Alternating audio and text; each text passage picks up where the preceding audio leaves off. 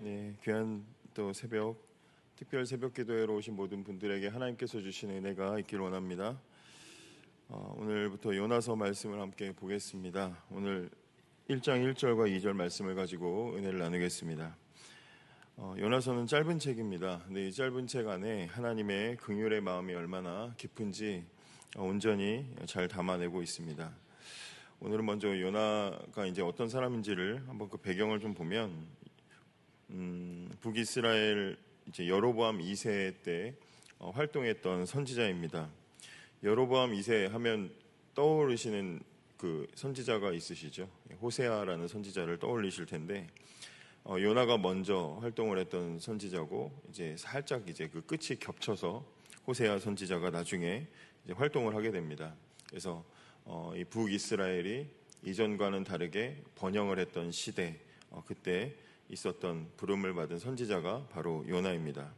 그래서 북이스라엘이 여호아스의 그 죄 때문에 이 하나님께서 아람이라는 나라를 통해서 이제 굉장히 좀 많이 고통 속에 이스라엘 백성들을 집어넣으셨는데 그 고통받는 북이스라엘 백성들을 그냥 내버려 두지 않으시고 바로 그 여로보암 2세 때 북이스라엘의 영토를 솔로몬 때처럼 그렇게 회복하게 하셨다. 성경이 그렇게 우리에게 말해주고 있습니다. 여로보암 2세가 선한 왕이어서가 아니라 하나님께서 고통받는 이스라엘 백성들을 긍휼히 여기시고 그들의 고난을 보시고 일방적으로 긍휼을 베풀어 주셔서 회복시켜 주셨다는 것도 이 호세아를 설명드릴 때도 여러분들이 들으셔서 아실 것입니다. 그때 이 북이스라엘의 영토의 회복을 예언했던 사람이 누구냐? 바로 그 사람이 요나라는 것입니다.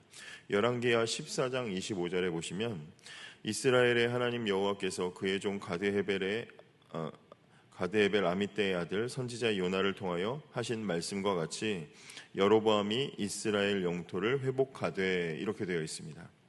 그러니까 불가능해 보이는 영토가 이 요나 선지자의 예언과 함께 이제 회복이 되었던 것이죠.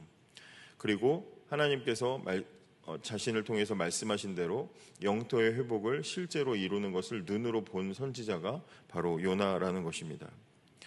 그리고 나서 오늘 우리가 보시는 이 요나서에 하나님께서는 다시 요나를 부르신 것입니다. 그러니까 이미 하나님의 큰 부르심을 한번 받았던 사람, 하나님께 크게 한번 쓰임 받았던 그런 사람이라는 것이죠. 제가 만약에 여기 우리 진주 화평교회 오기 전에 뭐 서울이나 원주에 있을 때 박신웅 목사가 무슨 하나 예언을 했는데 그 예언이 다 맞아 떨어져 가지고 온 나라가 그냥 다 알 정도로 크게 한번 예언을 한 사람이다. 그랬으면 저를 어떻게 생각하시겠습니까? 그래서 태도가 좀 달라지시고 뭐 궁금한 거 있으면 저한테 괜히 물어보시고 그러지 않으시겠어요? 그러니까 그런 사람이었다는 것이죠. 하나님의 큰 일을 한번 감당했던 사람이라는 것입니다. 그러니까 아마 당시에 요나 하면 우리 나라의 영토의 회복을 예언했던 선지자, 그런 분이라고 생각을 했을 것입니다. 그리고 시간이 지나서 하나님은 요나를 다시 부르셨습니다. 뭐라고 부르십니까? 너는 일어나 저 큰 성읍 니느웨로 가서 그것을 향하여 외치라. 하나님은 요나를 부르셨습니다. 베테랑 요나, 큰 사역을 감당했던 선지자를 부르셔서 두 가지 명령을 내리시는데 첫째는 너는 일어나라. 그리고 또 하나는 큰 성읍 니느웨로 가라. 이렇게 명령하셨습니다. 이 두 가지 명령 속에 하나님의 마음을 우리가 발견을 할 수가 있습니다. 첫째로 하나님께서 요나에게 너는 일어나라 라고 말씀하셨습니다. 앞에서 말씀드린 대로 요나는 이미 큰 사역을 감당했던 사람입니다. 많은 백성들이 하나님의 감동을 따라서 많은 백성들 앞에서 하나님의 감동을 따라 하나님의 말씀을 선포했고 그것이 실제로 이루어진 것을 모든 사람이 다 지켜보았습니다. 베테랑, 경험이 있는 사람, 경력자, 우리가 그러면 그런 분들에게 편안하게 생각하는 부분들이 있죠. 알아서 잘 하겠지라는 생각들을 우리는 합니다. 그래서 경력자를 좋아하죠. 그러니까 하나님께서 그런 요나를 한번 경험이 있는 요나를 부르셨을 때 하나님이 요나야 한 번 더 너와 할 일이 있다. 너 잘해봐서 너 알지? 이번에 네가 알아서 잘해라. 하나님이 충분히 경력자이기 때문에 그렇게 말씀하실 수도 있는데 하나님은 너는 일어나라. 일어나는 것부터 하나님께서 명령을 하십니다. 여러분, 하나님의 사명을 감당하는 사람은 어떤 사람입니까? 하나님의 사명을 감당하는 사람, 하나님의 사명을 감당할 힘은 도대체 어디에서 나오는 것입니까? 우리는 전문가라고 하면, 경력자라고 하면 거기에 굉장히 열광을 하고 믿어주는데, 제 아무리 경험이 많은 베테랑이라고 할지라도, 백전노장이라고 할지라도, 노하우를 많이 가진 사람이라고 할지라도 오늘 성경이 우리에게 뭘 말해줍니까? 하나님께서 힘 주시지 않으면 사명을 감당할 수 없다는 것을 우리에게 말해주고 있는 것이죠. 하나님께서 먼저 부르셔야 하나님의 일을 할 수 있고, 하나님께서 힘을 주셔야 하나님의 사명을 감당할 수 있다는 것을 오늘 말씀을 통해서 발견하시기 바랍니다. 그런데 하나님께서 요나에게 일어나라 하신 다음에 그냥 니느웨로 가라 하지 않으시고 오늘 본문에 뭐라고 말하고 있습니까? 저 큰 성읍 니느웨로 가라 이렇게 말씀하고 계십니다. 어떻게 보면 별 차이가 없는 말일 수도 있는데, 가만히 생각해 보십시오. 니느웨라는 곳이 어떤 곳입니까? 가장 당시에 강력했던 아수르의 수도였습니다. 당시에 북이스라엘 사람이나 요나의 입장에서 아수르의 수도인 니느웨, 엄청나게 큰 성으로 느껴집니다. 두려운 곳으로 느껴질 수밖에 없습니다. 근데 아무리 크고 아무리 두려운 곳이라고 할지라도, 요나에게나 사람들에게 아무리 크고 두려운 곳이라고 할지라도 하나님 보실 때는 어떻습니까? 세상에서 가장 크시고 모든 것보다 가장 뛰어나신 하나님 앞에서는 저 큰 성읍이라고 해봤자 아무것도 아니죠. 별것 아닙니다. 그러면 하나님께서 요나를 부르실 때, 야, 저 별거 아닌 성 가서 네가 할 일 해라 하셔도 되는데, 하나님이 괜히 요나처럼 저 큰 성읍으로 가서 내가 할 말을 전해라. 왜 하나님이 이렇게 말씀하셨겠습니까? 왜 하나님께서 이렇게 과장해서 요나에게 말씀하셨냐 이 말이죠. 어린아이에게 심부름 시킬 때 아이가 별것 아닌 일이지만 그걸 해내면 우리 부모님이 어떻게 반응하십니까? 별것 아닌데 그냥 작은 거 하나 들고 왔는데 어떻게 이렇게 무거운 걸 잘 들고 왔어? 어떻게 이렇게. 우리 어제도 운동회 할 때 아이들 뛰는데 사실 질서도 없고 애들이 막 엉망으로 뛰지만 어떻게 이렇게 잘했어? 과자 봉지를 어떻게 새우깡을 안 짚고 그걸 집었어? 별걸 다 칭찬을 해주죠. 아이들 입장에서는 열심히 했다는 것을 우리가 알기 때문에 그 수고를 알아주는 것입니다. 그 마음을 알아주니까 우리가 그렇게 말하는 것이죠. 하나님께서 요나를 불러서 니느웨로 보내시는데, 하나님에게는 니느웨가 별것 아니시지만 요나 입장에서는 너무나 크고 두려운 성인 줄을 하나님이 아시기 때문에 요나를 위해서 내가 네 마음 안다 하시면서 저 큰 성읍 니느웨로 가라라고 말씀을 하신 것이죠. 여러분, 우리가 예수 믿고 사는 것이 찬송으로도 고백하는 것처럼 십자가 짐 같은 고생이라고 하는데, 그 고생인 것은 하나님이 몰라주시는 것이 아니라 하나님께서 다 아시는 줄을 믿으시기 바랍니다. 우리가 짊어지고 있는 죄의 짐뿐 아니라 인생의 질고를 하나님께서는 다 아시고 계십니다. 마태복음 11장에서도 수고하고 무거운 짐진 자들아 다 내게로 오라 내가 너희를 쉬게 하리라 이렇게 말씀하시는데, 그러면 내 짐을 대신 지시고 나는 아무것도 안 해도 된다, 그런 뉘앙스로 하신 말씀이 아니고 바로 이어서 나의 멍에를 메고 내게 배우라 이렇게 말씀하셨습니다. 짐이 없어지는 게 아니라 주님과 함께 그 짐을 감당하는 방법을 새롭게 배우는 것이라고 그렇게 말씀하고 계십니다. 주님은 우리가 힘들게 짐지고 살아가는 삶에 대해서 아신다는 것이죠. 주님은 다 아십니다. 하나님은 신자가 사명을 감당하다가 지쳐 쓰러질만 하면 다시 멍에를 매는 법을 알려주시는 분이십니다. 성경에 보면 신자들이 신앙을 지키다가 곳곳에서 지쳐 쓰러지고 힘들 때 하나님 어떻게 하십니까? 그만해도 돼 하는 것이 아니라 나타나서 용기를 주시고 다시 짊어지도록 하십니다.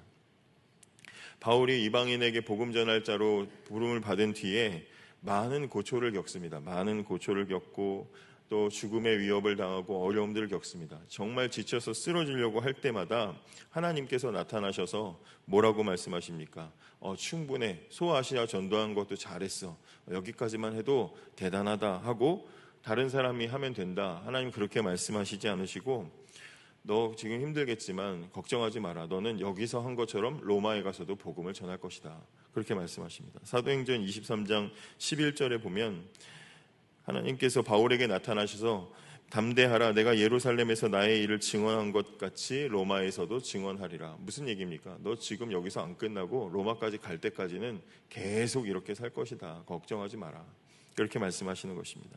채찍에마다 죽을 것 같고 당장이라도 감옥에서 죽을 것 같은 위기 속에서도 하나님은 계속해서 그만해라 하는 게 아니라 걱정 마라. 넌 로마에 갈 것이다 라고 말씀하시는 분이시다 이 말이죠. 사랑하는 여러분, 사명의 삶이, 주님께서 부르시는 그 사명을 감당하시는 삶이 힘들고 또 지치십니까?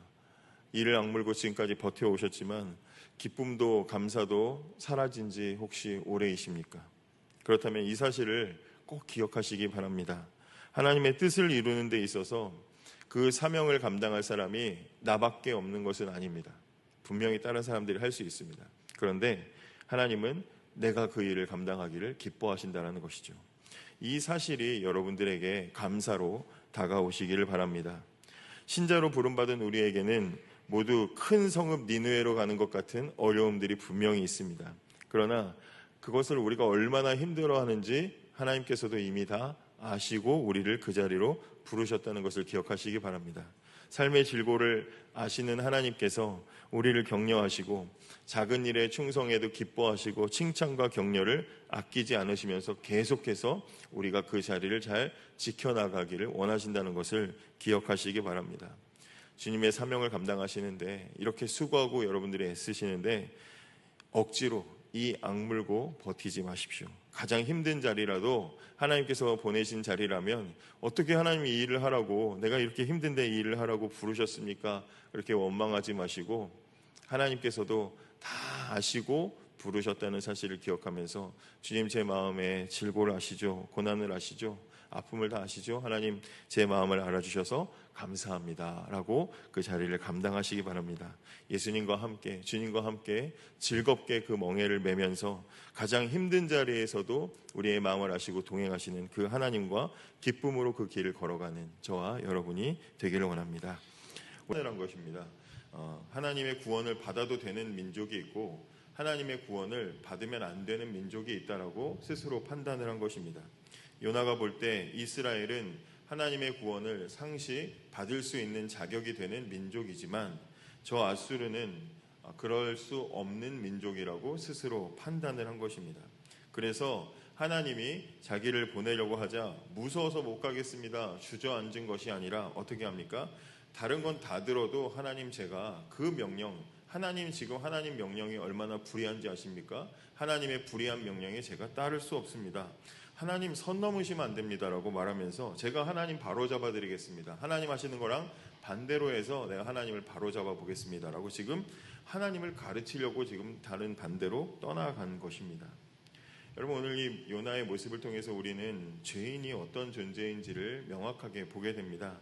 죄인에게는 세 가지 특징이 있습니다. 첫째로 죄인은 무지한 존재입니다. 여기 무지하다라는 말은 하나님의 뜻에 대해서 알지 못한다라는 것입니다. 이해하지 못한다라는 것입니다. 왜냐? 죄가 들어왔을 때 하나님을 아는 지식이 어그러졌기 때문입니다. 그래서 하나님에 대해서 죄인은 굽어 있는 판단을 합니다. 하나님의 뜻을 온전히 알지도 못하고 하나님의 뜻을 이해하지도 못합니다. 성경은 분명하게 이것을 우리에게 말해주고 있습니다. 로마서 1장 21절에 하나님을 알되 하나님을 영화롭게도 아니하며 감사하지도 아니하며 오히려 그 생각이 허망하여지며 미련한 마음이 어두워졌나니, 이렇게 말하고 있습니다. 사람은 본래 하나님께서 하나님을 잘 알 수 있도록, 명확하게 하나님을 알 수 있도록 온전한 지식을 하나님께서는 사람에게 창조해 주셨는데 죄가 들어온 이후에 그 지식이 사라진 게 아니라 왜곡되고 삐뚤어져 버렸습니다. 그래서 그 생각 자체가 허망해지고 미련해지고 어두워져 버렸습니다. 뭔가 아는 것처럼 하지만 잘못되게 안다는 것입니다. 그래서 에베소서 4장 18절에는 죄인의 상태를 이렇게 소개합니다. 그들의 총명이 어두워지고 그들 가운데 있는 무지함과 그들의 마음의 굳어짐으로 말미암아 하나님의 생명에서 떠나 있도다. 총명이 어두워졌다. 판단 능력에 문제가 생겼다. 마음이 굳어졌다. 성경에 이런 말 많이 나오는데 마음이 굳어졌다는 얘기는 무슨 얘기입니까? 스스로는 고칠 수 없다라는 것입니다. 마음이 굳어져서 스스로는 이제 회복이, 재생이 불가능하다는 것입니다. 이게 바로 죄인의 상태입니다. 요나는 자신을 니느웨로 보내시는 하나님의 뜻이 무엇인지 하나님의 뜻을 다 이해하지 못했습니다. 그리고 더 나아가서 하나님 판단보다 자기의 판단이 더 옳다는 착각 속에 빠지게 되었습니다. 그러나 저와 여러분이 어떻게 영원하신 하나님에 대해서 우리가 다 이해할 수가 있겠습니까? 하나님의 뜻을 우리가 다 안다면 우리의 머리는 과부하 걸려서 터져버릴 것입니다. 그래서 시인도 시편 139편에 이 지식이 내게 너무 기이하니 높아서 내가 능히 미치지 못하나이다, 이렇게 고백할 정도입니다. 죄인은 무지한 존재입니다. 두 번째로 죄인은 어떤 존재입니까? 무능한 존재입니다. 죄인은 하나님의 뜻을 알아도 이룰 수 있는 능력이 없습니다. 하나님의 뜻을 따라 행할 수 있는, 살아갈 수 있는 능력도 없습니다. 하나님의 뜻보다 더 좋은 대안을 제시할 수 있는 능력조차 없습니다. 이룰 수도 없습니다. 성경은 로마서 8장 7절과 8절에 이렇게 말합니다. 육신의 생각은 하나님과 원수가 되나니 이는 하나님의 법에 굴복하지 아니할 뿐 아니라 할 수도 없습니다. 육신에 있는 자들은 하나님을 기쁘시게 할 수 없느니라, 이렇게 말하고 있습니다. 할 수가 없습니다. 하기 싫어서가 아니라 하고 싶어도 할 능력이 죄인에게는 없는 것입니다. 마음을 굳게 먹으면 된다, 그럴 수가 없다는 것입니다. 죄인에게는 능력이 없습니다. 그래서 요나도 오히려 요나 때문에 어떤 문제들이 생깁니까? 이후에 잘 아시겠지만 요나 때문에 같은 배에 탄 사람들이 풍랑을 만나서 몰살당을 위기에 처하고, 요나의 불순종 때문에 하마터면 니느웨에 있는 그 수많은 백성들이 하나님의 심판 앞에 회개의 기회를 얻지 못할 뻔했습니다. 요나가 한 일 중에 선한 게 하나도 없습니다. 그게 바로 죄인의 특징이라는 것입니다. 세 번째 죄인의 특징은 무모하다라는 것입니다. 무모하다는 게 뭡니까? 앞뒤를 헤아릴 분별력이 없다라는 것입니다. 무지하고 무능하면서 아무 분별력 없이 멋대로 행동하는 것, 그게 바로 죄인의 특징이라는 것입니다. 요나는 실제로 하나님을 피할 때 아까 말씀드린 대로 하나님 가라는 곳과는 완전히 반대로 행동했습니다. 땅에서 벗어나서 바다를 향해서 갔습니다. 전지전능한 하나님, 무소부재하신 하나님이라고 하는데 죄인은 하나님을 피할 수 있다라고 하는 그 생각 발상 자체가 이미 무모한 것입니다. 여러분, 이렇게 죄는 사람을 무지하고 무능하고 무모하게 만듭니다. 이런 죄인에게 나오는 열매, 결과가 무엇입니까? 오늘 본문은 이 죄인의 결과, 죄인의 열매를 단 하나의 단어로 표현을 하고 있습니다.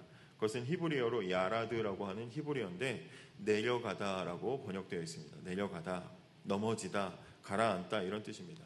오늘 본문 3절에 보시면 욥바로 내려갔다, 이렇게 되어 있습니다. 욥바로 내려갔다.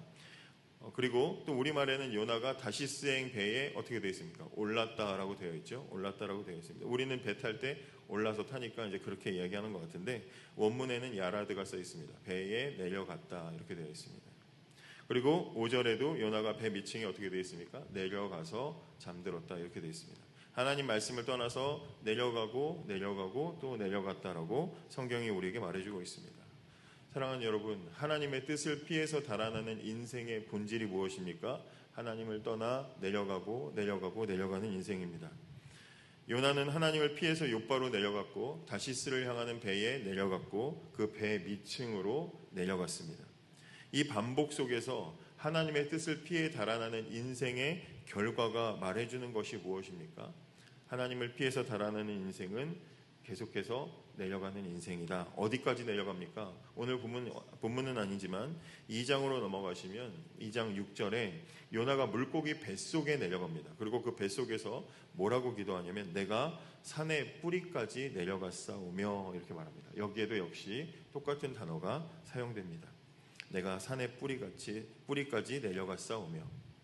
여러분, 하나님께 불순종하고 떠난 인생은 어디 높은 곳으로, 다른 곳으로, 특별한 곳으로 가는 것이 아니라 땅보다 더 낮은 산의 뿌리까지 떨어지는 인생, 구덩이에 떨어지는 인생, 요즘 말로 나락으로 떨어지는 인생밖에는 될 수 없다라고 성경이 명확하게 말해주고 있습니다.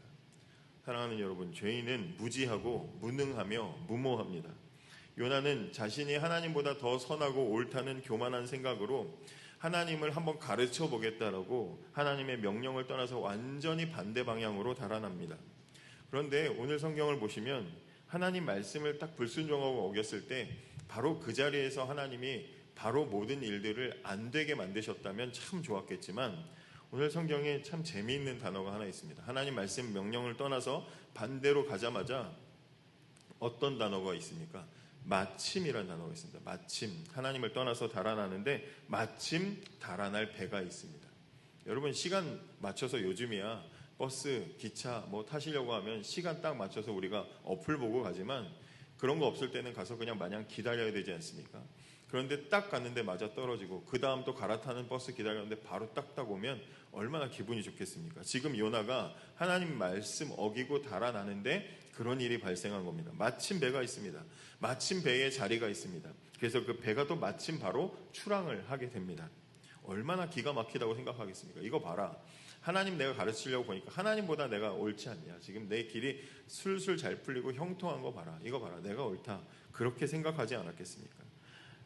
하나님보다 자기가 다 더 잘났다고 자기 행동이 더 옳다고 생각했는데 마침 모든 것이 말씀에 순종하지 않아도 딱딱 떨어지는 것을 보면서 온 세상이 나를 정의로운 나를 지금 받쳐주고 있구나 의기양양하면서 출발하지 않았겠습니까? 그래서 기분 좋게 느긋한 마음으로 배 밑층에 내려가서 누워 잤는지 모르겠습니다.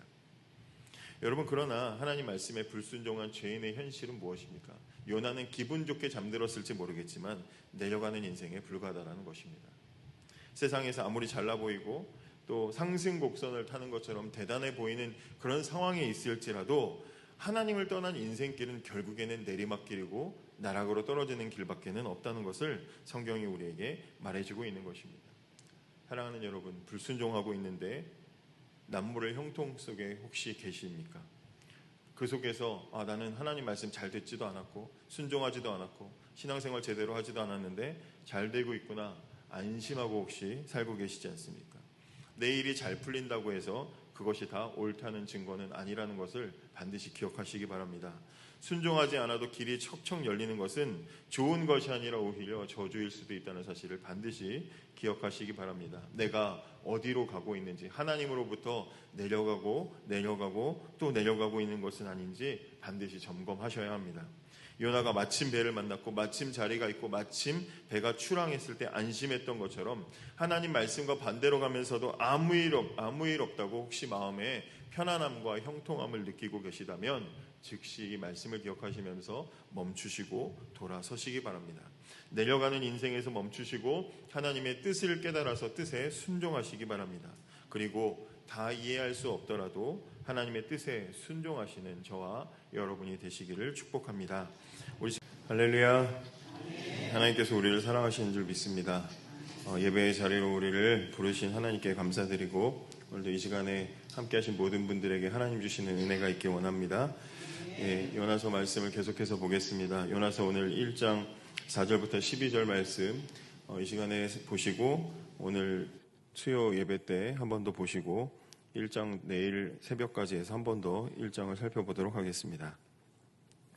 요나는 이스라엘이 아니라 니느웨의 구원의 길을 열어주시려고 하는 그 하나님의 마음을 알고 그 하나님의 방식이 불의하다라고 생각했습니다. 그래서 하나님보다 자신이 더 정의롭다는 그런 교만한 마음을 가지고 하나님의 명령과 완전히 반대되는 육로가 아니라 바다로 또 동쪽이 아니라 서쪽인 다시스를 향해서 가게 되었습니다. 비록 하나님의 뜻을 거슬렀지만 그곳에는 마침 욥바로 가는 배가 있었고 마침 그 배에 탈 자리가 있었고 마침 그 배가 출항을 하게 되어서 잠시 동안 형통함을 누리는 줄 알았습니다. 그러나 하나님의 뜻을 어긴 인생의 그 본질, 하나님의 뜻을 떠난 죄인의 실체를 3절과 5절에서 계속 반복되는 단어인 야라드라는 내려가고라는 단어로 표현하면서 하나님으로부터 사실상 점점 멀어지는 인생이라고 표현을 했습니다. 죄인은 무능하고 또 무지하고 무모한 존재다라고 말씀을 드렸습니다. 그리고 오늘 보신 본문에서는 요나가 탄 배에 하나님께서는 큰 풍랑을 내리셨고 요나 때문에 배에 탄 모든 사람들이 지금 위험에 빠지는 그런 상황이 되었습니다. 여기까지만 이렇게 보시면 이렇게 하나님 말씀도 안 듣고 고집 부리는 이 사람을 하나님께서 굳이 선지자로 부르실 필요가 있는가 이런 생각을 하게 됩니다. 근데 오늘 본문을 보시면 물론 세상적인 논리나 세상적인 방식으로는 이렇게 마음에 안 드는 사람이면 잘라버리고 치워버리고 정리하고 그리고 다른 더 잘할 만한 사람을 세우면 되지만 하나님의 방식은 그렇지 않다는 것을 오늘 성경이 우리에게 보여주고 있습니다. 오늘 본문을 보시면 하나님께서는 이렇게 교만한 요나를 설득하고 계시는 것을 우리가 보게 됩니다. 4절을 다시 보시면 여호와께서 큰 바람을 바다 위에 내리심에 바다 가운데에 큰 폭풍이 일어나 배가 거의 깨지게 된지라 이렇게 말하고 있습니다. 자, 이 풍랑을 만난 원인은 요나 스스로도 그렇게 고백을 하지만 요나 자신입니다. 요나 때문에 지금 이 배에는 풍랑이 내렸습니다. 자, 그러면 여러분 생각해 보십시오. 이 풍랑의 목적이 무엇입니까? 풍랑의 원인은 요나인데 그러면 풍랑의 목적이 무엇입니까? 요나의 잘못에 대한 하나님의 직결 심판입니까? 아니면 요나가 잘못한 만큼 하나님이 세게 꿀밤을 한번 때려주고 마시겠다는 것입니까? 아니면 요나를 죽이는 것이 하나님의 목표이십니까? 절대로 그렇지 않습니다. 여러분, 이 풍랑의 목적은 파괴가 아니라 사실은 설득입니다. 하나님께서는 이 괘씸한 요나를 없애는 게 목표였다면 오늘 우리가 본문에서 보신 것처럼 선장이 굳이 요나를 깨울 필요도 없고 굳이 제비를 뽑아서 요나가 당첨이 될 필요도 없고 사람들 앞에서 요나가 자기 입으로 자신의 잘못, 이 풍랑은 나 때문입니다라고 고백할 여유를 주실 이유도 전혀 없습니다.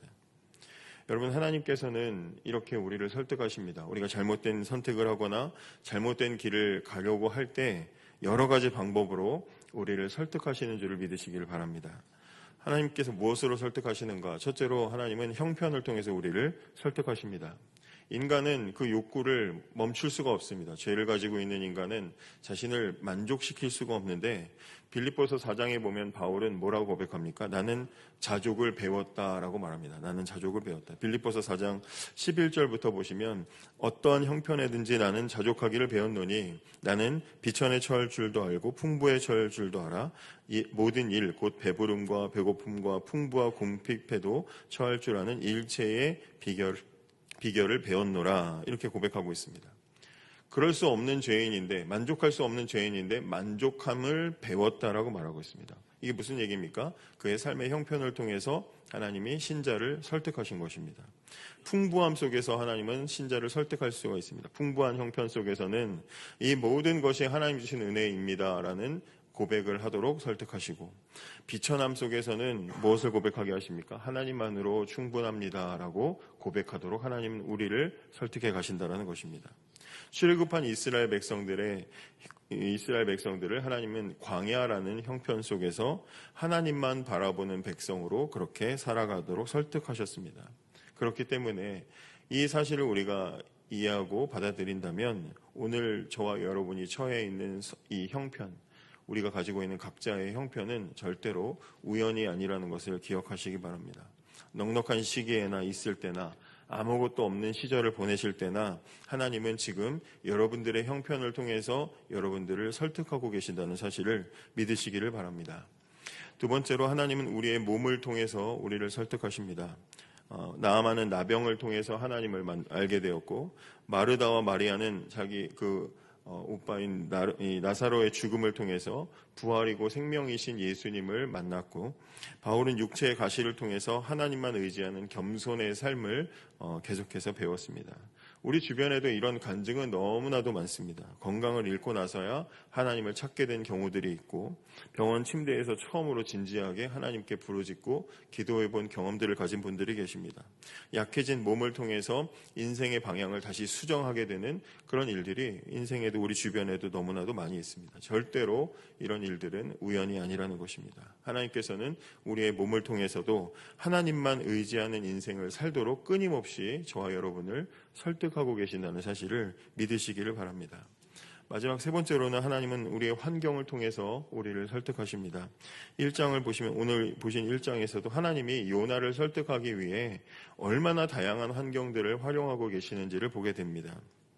큰 바람이나 폭풍이라는 자연뿐만 아니라 선장과 선원들과 공포에 질린 사람들 그리고 제비뽑기와 또 바닷속 물고기를 포함한 모든 상황들을 통해서 모든 환경들을 통해서 하나님은 설득하시는데 이 모든 것들을 총동원하셔서 무슨 수백 명, 수천 명, 수만 명을 설득하시는 것이 아니라 어리석은 선지자 한 사람을 설득하고 계시는 것을 보게 됩니다. 한 사람을 위해서 하나님이 사용하시는 비용이 굉장히 막대하다는 것입니다. 마찬가지입니다. 하나님은 오늘도 저와 여러분의 환경을 통해서 우리의 인생을 설득하고 계십니다. 갑자기 닥쳐온 어떤 상황들, 예기치 못한 실패와 막힘과 피하고 싶었던 문제와 마주하는 그런 순간들 말입니다. 하나님은 그런 모든 상황들을 통해서 그 방향이 아니다. 멈춰라. 돌아서라. 너의 계획을 바라보지 말고 나를 바라보아라. 하나님은 끊임없이 우리를 설득하고 계시는 줄을 믿으시기를 바랍니다. 여러분, 우리는 어제 본문에서 죄인의 실존을 보았습니다. 죄인의 정체가 무엇인지를 살펴보았습니다. 죄인은 무능하고 무지하고 무모한 존재고 끝없이 하나님으로부터 내려가는 존재라는 것을 어제 본문을 통해서 보았습니다. 오늘 본문에서는 무엇을 봅니까? 그런 죄인을 끝까지 포기하지 않고 설득하시는 하나님을 보게 됩니다. 형편을 통해서, 몸을 통해서, 환경을 통해서 하나님은 우리의 마음을 돌이키게 하고 계십니다. 죄인의 실체와 또 거기까지 찾아오셔서 그러한 죄인임에도 불구하고 설득하시는 그 하나님의 사랑이 가장 명확하게 드러난 곳이 어디입니까? 아까 우리 기도할 때도 그렇게 기도하셨지만 예수 그리스도의 십자가입니다. 구주께서 온몸에 채찍으로 맞아 찢기시고 그리고 손과 발에 못이 박힌 처참한 모습을 가지고 십자가에 못 박히셨는데 그 모습을 통해서 인간의 죄인의 실존이 거기에 보여지게 됩니다. 이렇게 끔찍하게 죽어 마땅한 죄인이 바로 우리의 실존이고 정체인 것입니다. 그러면서 동시에 그 십자가에서는 무엇이 또 드러납니까? 그런 죄인, 그렇게 하나님으로부터 도망친 저런 끔찍한 죄인을 찾아오셔서 그 자리를 대신 가신 하나님의 사랑이 보여지게 되는 것입니다. 그래서 십자가는 하나님으로부터 도망친 죄인에 대한 하나님의 최종적이고 결정적인 설득의 자리가 되는 것입니다. 사랑하는 여러분, 요나는 산의 뿌리까지 내려갔지만 우리 구주께서는 그보다 더 깊은 지옥과 음부에까지 우리를 대신해서 내려가셨습니다. 그곳에서 무엇을 하십니까? 내가 너를 이렇게까지 사랑한다. 네가 여기까지 도망쳤지만 너를 구하기 위해서 내가 여기까지 내려왔다라고 십자가를 통해서 우리에게 말씀하고 계시는 것입니다. 사랑하는 여러분, 바로 그분께서 지금도 저와 여러분 안에 계시고 저와 여러분의 마음을 설득하고 계시는 것을 믿으시길 바랍니다. 빌립보서 2장 13절에 보면 이런 말씀이 있습니다. 너희 안에서 행하시는 이는 하나님이시니 자기의 기쁘신 뜻을 위하여 너희에게 소원을 두고 행하게 하시나니, 이렇게 하고 있습니다. 하나님은 강제로 우리에게 무엇을 시키시는 분이 아니라 그 거룩하고 모든 것을 다 가지신 그 왕께서 우리 마음에 소원을 두고 행하도록 우리를 설득하고 계시는 분이시라고 성경이 말하고 있습니다. 이렇게 우리를 사랑하셔서 끝까지 설득하시는 그 하나님 앞에 우리가 어떻게 살아야 하겠습니까? 첫째로는 하나님께서 여러분들을 설득하고 계시다면 즉시 순종함으로 우리는 그렇게 살아가야 합니다. 하나님은 지금도 우리를 설득하고 계십니다. 여러분 마음에 하나님이 이걸 원하시는구나 깨닫는 순간이 분명하게 있습니다. 여러분들이 말씀을 듣거나 일상을 살아가시거나 여러 가지 여러분들이 접하는 상황을 통해서 하나님 마음이 이렇구나. 계속 미루고 살았던 죄의 문제, 하나님이 수차례 건드리셨던 어떤 순종의 문제, 알고 있었지만 뒤로 미뤄두었던 결단의 문제, 하나님이 여러분들을 설득하고 계시다면 머뭇거리지 마시고 주님, 제가 도망치고 있었습니다. 그러나 이제 돌아서겠습니다 하고 순종하시기 바랍니다. 마지막 두 번째로는 나의 선한 마음과 행동이 나의 의의가 되지 않도록 겸손하시기 바랍니다. 하나님이 여러분들에게 좋은 마음 주셨다면 여러분 자신에게 적용하셔서 선하게 실천하시면 됩니다. 여러분 안에 어떤 선한 것이 생각났고 여러분들 안에 선한 목표가 떠올랐는데 그것은 여러분들 안에서 만들어낸 것이 아니라 여러분 안에 선한 것이 나왔다면, 저나 여러분이나 마찬가지로 내 안에 선한 것이 생겼다면 그것은 하나님이 끊임없이 나를 설득하신 열매로서 주어졌다는 사실을 기억을 하시고 하나님 주신 선한 마음, 옳은 마음을 다른 사람을 평가하는 잣대로 삼지 마시고 겸손하시기 바랍니다. 오늘도 우리의 마음을 만지시고 우리의 환경과 우리의 몸과 우리의 형편으로 설득하시는 하나님의 뜻에 순종하는 저와 여러분이 되기를 원합니다. 할렐루야. 귀한 새벽 오신 모든 분들에게 하나님 주신 은혜가 있기 원합니다. 하나님께서 힘주셔서 또 이 새벽 잘 감당하고 또 열심히 기도할 수 있을 줄 믿습니다. 우리 계속해서 요나서의 말씀을 봅니다. 요나서 1장 말씀 오늘까지 이제 보고 내일은 2장을 볼 텐데요. 요나 한 사람 때문에 그와 함께 배에 탔던 모든 사람들이 죽을 위기를 만났습니다. 살기 위해서 모든 방법을 총동원해 봤지만 사람의 방법으로는 아무 소용이 없었습니다. 그런데 그런 상황에서 정작 깨어 있어야 되는 하나님의 사람은 배 밑층에서 자고 있었던 것을 우리가 보았습니다. 그러자 어떤 일이 일어났습니까? 하나님의 사람이 자고 있었더니 세상 사람이 와서 하나님의 사람을 흔들어 깨우면서 기도하라고 하는 소리를 듣게 되었습니다. 어제 저녁엔 우리가 이 말씀을 가지고 은혜를 나누었습니다. 이제 강제로 이제 일어나게 된 이 요나는 서서히 이제 모든 상황들을 파악을 했을 것입니다. 그러고 보니까 정신을 차리고 봤더니 모든 상황이 자기를 향하고 있었다는 것을 이제 직면하게 됩니다. 제비를 뽑았는데 그 제비마저도 자신을 향해서 오고 있었다는 것을 알게 됩니다. 나 때문이구나. 야, 이거 나 때문에 생긴 일이구나. 라는 것을 분명하게 알았지만, 저나 여러분이나 마찬가지지만, 내가 잘못했고 내가 원인이라는 것을 알 수는 있어도 그것을 인정하고 시인하는 것은 굉장히 어려운 일입니다. 그것은 쉽지 않은 일인데 끝내 요나는 그것을 시인하지 않을 수 없는 지경까지 하나님이 자신을 몰아가시는 것을 보게 됩니다. 그래서 너희가 이 큰 폭풍을 만난 것이 나 때문인 줄을 내가 아노라. 사실 그 자리에서 그 상황에 지금 사람들이 자신들의 물건이고 뭐고 다 바다에 집어 던지고 지금 어떻게든지 살 방법을 궁리하고 있는 이 상황에 이 풍랑의 원인이 나입니다 라고 말하는 것은 목숨을 걸어야 되는 일일 수도 있습니다. 그런 상황을 이야기하면서 자기가 누구고 무슨 일로 이 배에 올랐고 내가 믿는 하나님은 어떤 분이시고 어째서 이런 일이 벌어졌는지를 사람들에게 모두 이야기했습니다. 요나가 자신의 잘못을 시인하고 있는 동안에도 풍랑은 점점 더 흉흉해졌습니다. 사람들은 사실 요나의 사명이 무엇인지 하나님이 맡기신 게 무엇인지 거기엔 별로 관심이 없고 사람들의 모든 관심은 어떻게 하면 이 풍랑을 멈출 수 있는가, 벗어날 수 있는가에만 관심이 있었습니다. 그래서 사람들이 그것을 물었더니 요나가 이렇게 대답을 합니다. 나를 바다에 던지면 이 풍랑은 멈출 것입니다. 내가 원인이기 때문에 내가 죽으면 다 됩니다. 이렇게 말했습니다. 이렇게 말하는 거 보면 쉽지 않은 일입니다. 그런데 요나가 자기를 죽이면 된다 이렇게 얘기했을 때 사람들이 그렇다고 해서 자기들 살자고 사람을 죽일 수는 없는 일이니까 배를 육지로 돌리려고 힘을 썼다라고 성경이 말하고 있습니다. 자신들의 힘으로 이 요나의 잘못을 극복해 보려고 노력을 한 것입니다. 하나님 앞에 지은 잘못을 우리 힘으로 어떻게든 해봅시다 라고 노력을 했습니다. 죄의 대가를 사람의 능력으로 감당해 보려고 노력을 했습니다.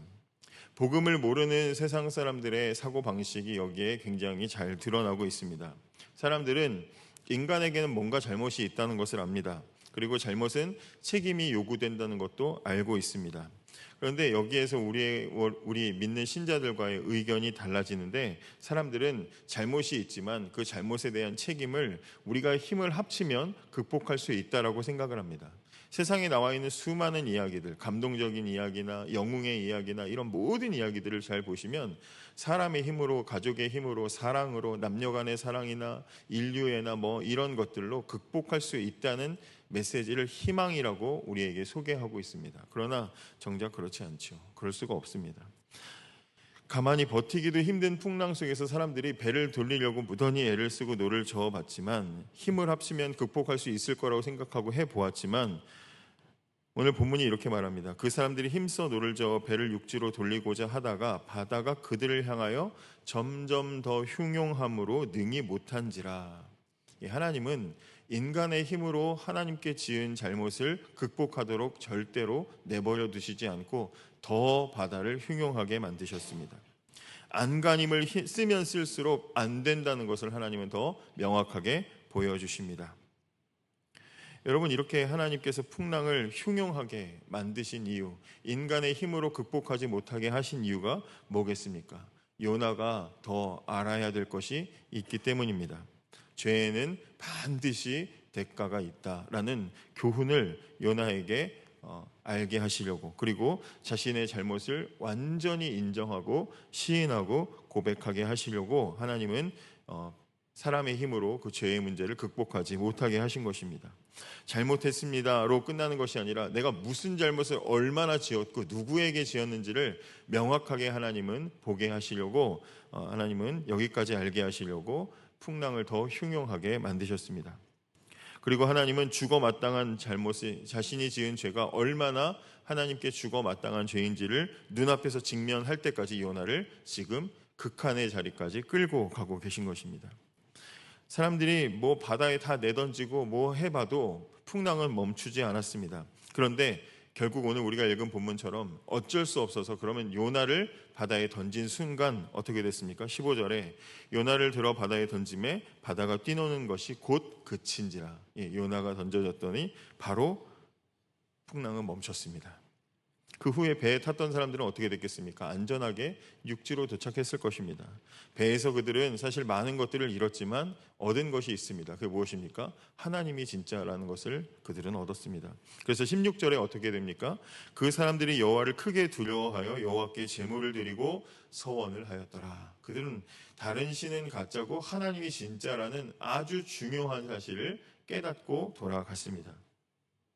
자, 그럼 요나는 어떻게 되었습니까? 17절에 보니까 여호와께서 이미 큰 물고기를 예비하사 요나를 삼키게 하셨으므로 요나가 밤낮 3일을 물고기 뱃속에 있으니라. 우리가 잘 아는 이제 물고기 뱃속에 있는 이야기로 이어지게 됩니다. 놀라운 사건이 일어난 것이죠. 던진 사람이나 던져진 사람이나 다 죽을 줄 알았는데 죽을 뻔했던, 아니 죽어 마땅했던 사람이 죽지 않는 일이 일어났습니다. 눈을 떠보니 물고기 뱃속에 요나는 들어 있었습니다. 그리고 하나님은 물고기를 이미 예비하셨다라고 성경이 말해주고 있습니다. 여러분이 물고기의 존재가 무슨 물고기인지는 모르겠지만 이 물고기의 존재가 얼마나 중요한지 생각해 보셨습니까? 이 물고기가 있었기 때문에 이것이 얼마나 결정적이고 중요한지 여러분 생각해 보셨습니까? 만약에 요나를 바다에 던졌는데 요나를 삼키는 물고기가 없었다면 어떻게 되겠습니까? 물고기가 없어서 그냥 요나가 바다에 빠져 죽는 것으로 이야기가 끝났다면 오늘 이 배에 내린 풍랑은 그냥 하나님의 진노와 징계로 끝나는 것입니다. 그런데 하나님은 물고기를 이미 예비하셨습니다. 전혀 예측지 못했다가 야 진짜 니네 물에 던질 줄 몰랐다. 부랴부랴 그냥 물고기 한 마리 준비해가지고 하나님이 삼키게 하신 것이 아니라 미리부터 물고기를 준비하셨다라고 성경이 말하고 있습니다. 왜 미리 준비하셨습니까? 요나의 사명이 끝나지 않았기 때문이죠. 하나님은 요나에게 알려주고 싶으신 것이 아직 끝나지 않은 것입니다. 그러므로 요나가 만난 이 풍랑과 물고기는 우리가 신앙적으로 해석하면 이 풍랑과 물고기의 이야기는 무슨 이야기가 됩니까?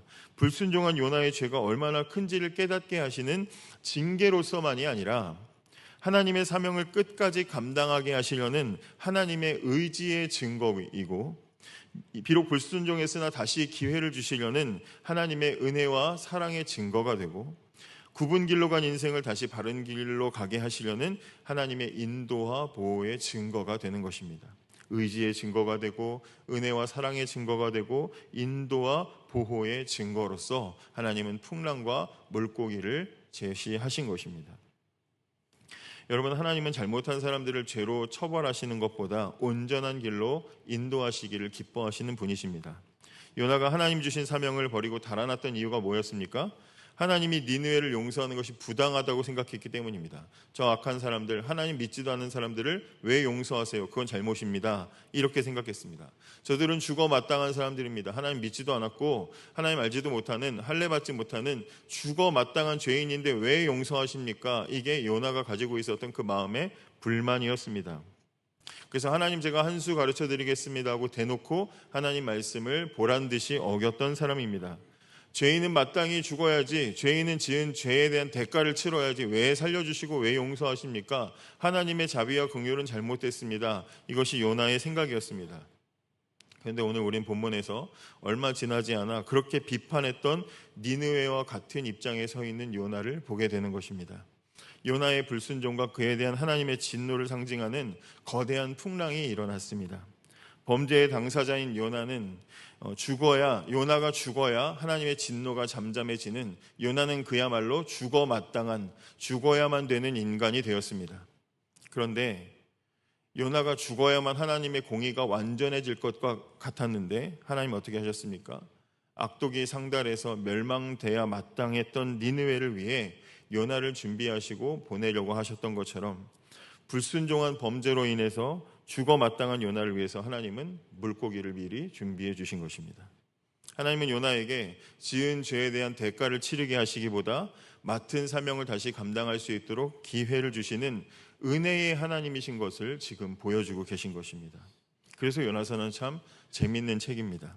이 책 속에는 하나님을 제일 잘 아는 줄로 착각하다 못해서 하나님보다 자신이 더 옳다고 판단했던 한 선지자가 여러 가지 상황과 일들로 하나님은 정말 이러시구나, 새롭게 하나님을 알아가는 성장 드라마와 같은 이야기가 담겨 있기 때문입니다. 그래서 오늘도 요나는 이 사건을 통해서 하나님의 마음을 한꺼풀 더 알게 되는 것이죠. 배 밑층에 누워있을 때만 해도 하나님 마음을 더 몰랐는데, 선장에 의해서 배 위로 불려 나갔을 때만 해도 도대체 이게 무슨 일인가 파악을 하지 못했고 다 알지 못했는데, 모든 것을 포기하고 항복하고 바다에 던져졌을 때, 자신의 잘못을 시인하고 이 모든 것이 나 때문입니다라고 포기하고 항복했을 때 비로소 하나님의 마음을 아는 한 발짝 더 가까이 다가가게 되는 것입니다.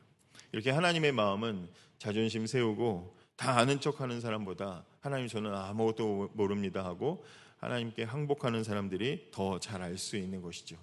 이렇게 하나님은 오늘 저와 여러분도 항복하기를 원하십니다. 인생이 얼마나 약하고 부족한지 자존심을 버리고 하나님 저는 잘 모릅니다, 알려주십시오 하고 우리가 항복하면 하나님은 우리에게 당신의 마음을 알려주시는 분이시다라는 것입니다. 항복한다는 게 무엇입니까? 어떻게 보면 항복은 벼랑 끝에 떨어지는 것과 같습니다. 그런데 그 벼랑 끝에 떨어져 보시면 그곳에 비로소 우리를 예비하고 계시는 하나님의 손길을 우리는 경험하게 되는 것입니다. 오늘도 죄의 대가를 치르게 하시는 것보다 사명을 끝까지 감당하기를 기뻐하시는 그런 하나님의 마음을 깨닫고 우리 각자에게 하나님 맡기신 사명이 무엇인지를 확인하면서 오늘도 하나님께 항복하며 살아가기로 결단하는 저와 여러분이 되기를 원합니다. 이 시간에 함께 같이 할렐루야. 오늘도 하나님께서 주시는 은혜가 있길 원합니다. 5일 이렇게 특별 새벽 기도의 마지막 시간까지 함께 하신 하나님께서 오늘 우리에게 큰 은혜 부어주실 줄 믿습니다. 오늘 요나서 2장 1절에서 10절 말씀 가지고 은혜를 나누겠습니다. 니느웨와 같은 이 악한 성은 마땅히 대가를 치러야 된다라고 생각했던 이 요나는 자신이 니느웨와 똑같은 입장에 놓였을 때 심판이 아니라 물고기를 준비하신 하나님을 만났습니다. 요나가 하나님 앞에 완전히 항복했을 때 하나님의 마음을 더 알 수 있는, 한 걸음 더 가까이 나아갈 수 있는 그런 계기를 하나님께서는 열어주시고 마련해 주셨습니다. 이제 그 항복의 순간에 오늘 물고기 뱃속에 들어간 요나가 드린 기도가 2장에 기록되어 있고 이 기도를 오늘 함께 살펴보도록 하겠습니다. 이 요나서 2장은 시처럼 되어 있죠. 시 형식으로 되어 있습니다. 그리고 시편의 여러 구절들을 이제 이렇게 떠올리게 하는 그런 표현들이 같이 들어 있습니다. 이 시는 흐름을 잘 보시면 바다 표면부터 바다 깊은 곳까지 내려가는 식으로 이렇게 구조로 되어 있습니다. 그 속에서 바다 깊이 점점 잠기면서 이 자신의 마음이 어떠한지를 소개하는 방식으로, 그런 흐름으로 되어 있습니다. 자, 2절을 먼저 보시면 기도가 이렇게 시작됩니다. 이르되 내가 받는 고난으로 말미암아 여호와께 불러 아뢰었더니 주께서 내게 대답하셨고 내가 스올의 뱃속에서 부르짖었더니 주께서 내 음성을 들으셨나이다. 지금 물고기 뱃속에 있는데 자신의 처지를 스올의 뱃속에 있다 이렇게 말합니다. 스올의 뱃속. 스올은 죽은 자들이 가는 곳을 일컫는데 비록 지금 바다에 던져졌지만 죽지 않았습니다. 죽지 않았지만 죽은 것과 같은 그런 상태라고 이야기하고 있는 것입니다. 죽음의 자리, 죽은 사람이 있어야 되는 자리에 나는 지금 있습니다 라고 말합니다. 죽을 수밖에 없는 사람라고 이렇게 이야기하고 있는 것입니다. 그 죽음과 같은 상태의 곳에서 요나가 한 일이 무엇입니까? 부르짖었다 이렇게 말합니다. 성경을 보시면 선장이 깨울 때도 또 제비에 뽑혔을 때도 바다에 던져졌을 때도 요나는 부르짖지 않았습니다. 그런데 그가 이제 죽음의 자리에 이르렀더니 부르짖습니다. 부르짖었더니 어떻게 됩니까? 주께서 내게 대답하셨고 또 주께서 내 음성을 들으셨나이다 이렇게 되어 있습니다. 그의 부르짖음을 하나님이 들으시고 그에게 응답하셨다라고 성경이 말해주고 있습니다. 우리의 실체를 마주하는 것 같은 그런 가장 낮은 자리, 가장 깊은 자리에서 우리가 기도할 때 이 기도를 하나님이 과연 들으실까? 나 같은 사람이, 죽어 마땅한 나 같은 사람이 이 자리에서 드리는 이 기도를 과연 하나님이 들으실까? 하늘에 닿을까? 그런데 닿는다는 것이죠. 가장 낮은 곳에서 부르짖는 소리도 하나님은 외면하지 않으시고, 스올과 같은 깊은 곳에서 드리는 기도에도 하나님은 귀를 기울이시고 응답하신다고 오늘 성경이 우리에게 말해주고 있습니다. 3절에 요나는 자신이 바다에 던져진 그 순간을 떠올리면서 이렇게 고백합니다. 주께서 나를 깊은 바다 가운데에 던지셨으므로 큰 물이 나를 둘렀고 주의 파도와 큰 물결이 다 내 위에 넘쳤나이다. 이렇게 말합니다. 분명히 사람들이 요나를 들어서 바다에 던졌습니다. 그런데 요나는 지금 사람들이 나를 던졌습니다라고 말하지 않고 주께서 나를 던지셨습니다라고 고백하고 있습니다.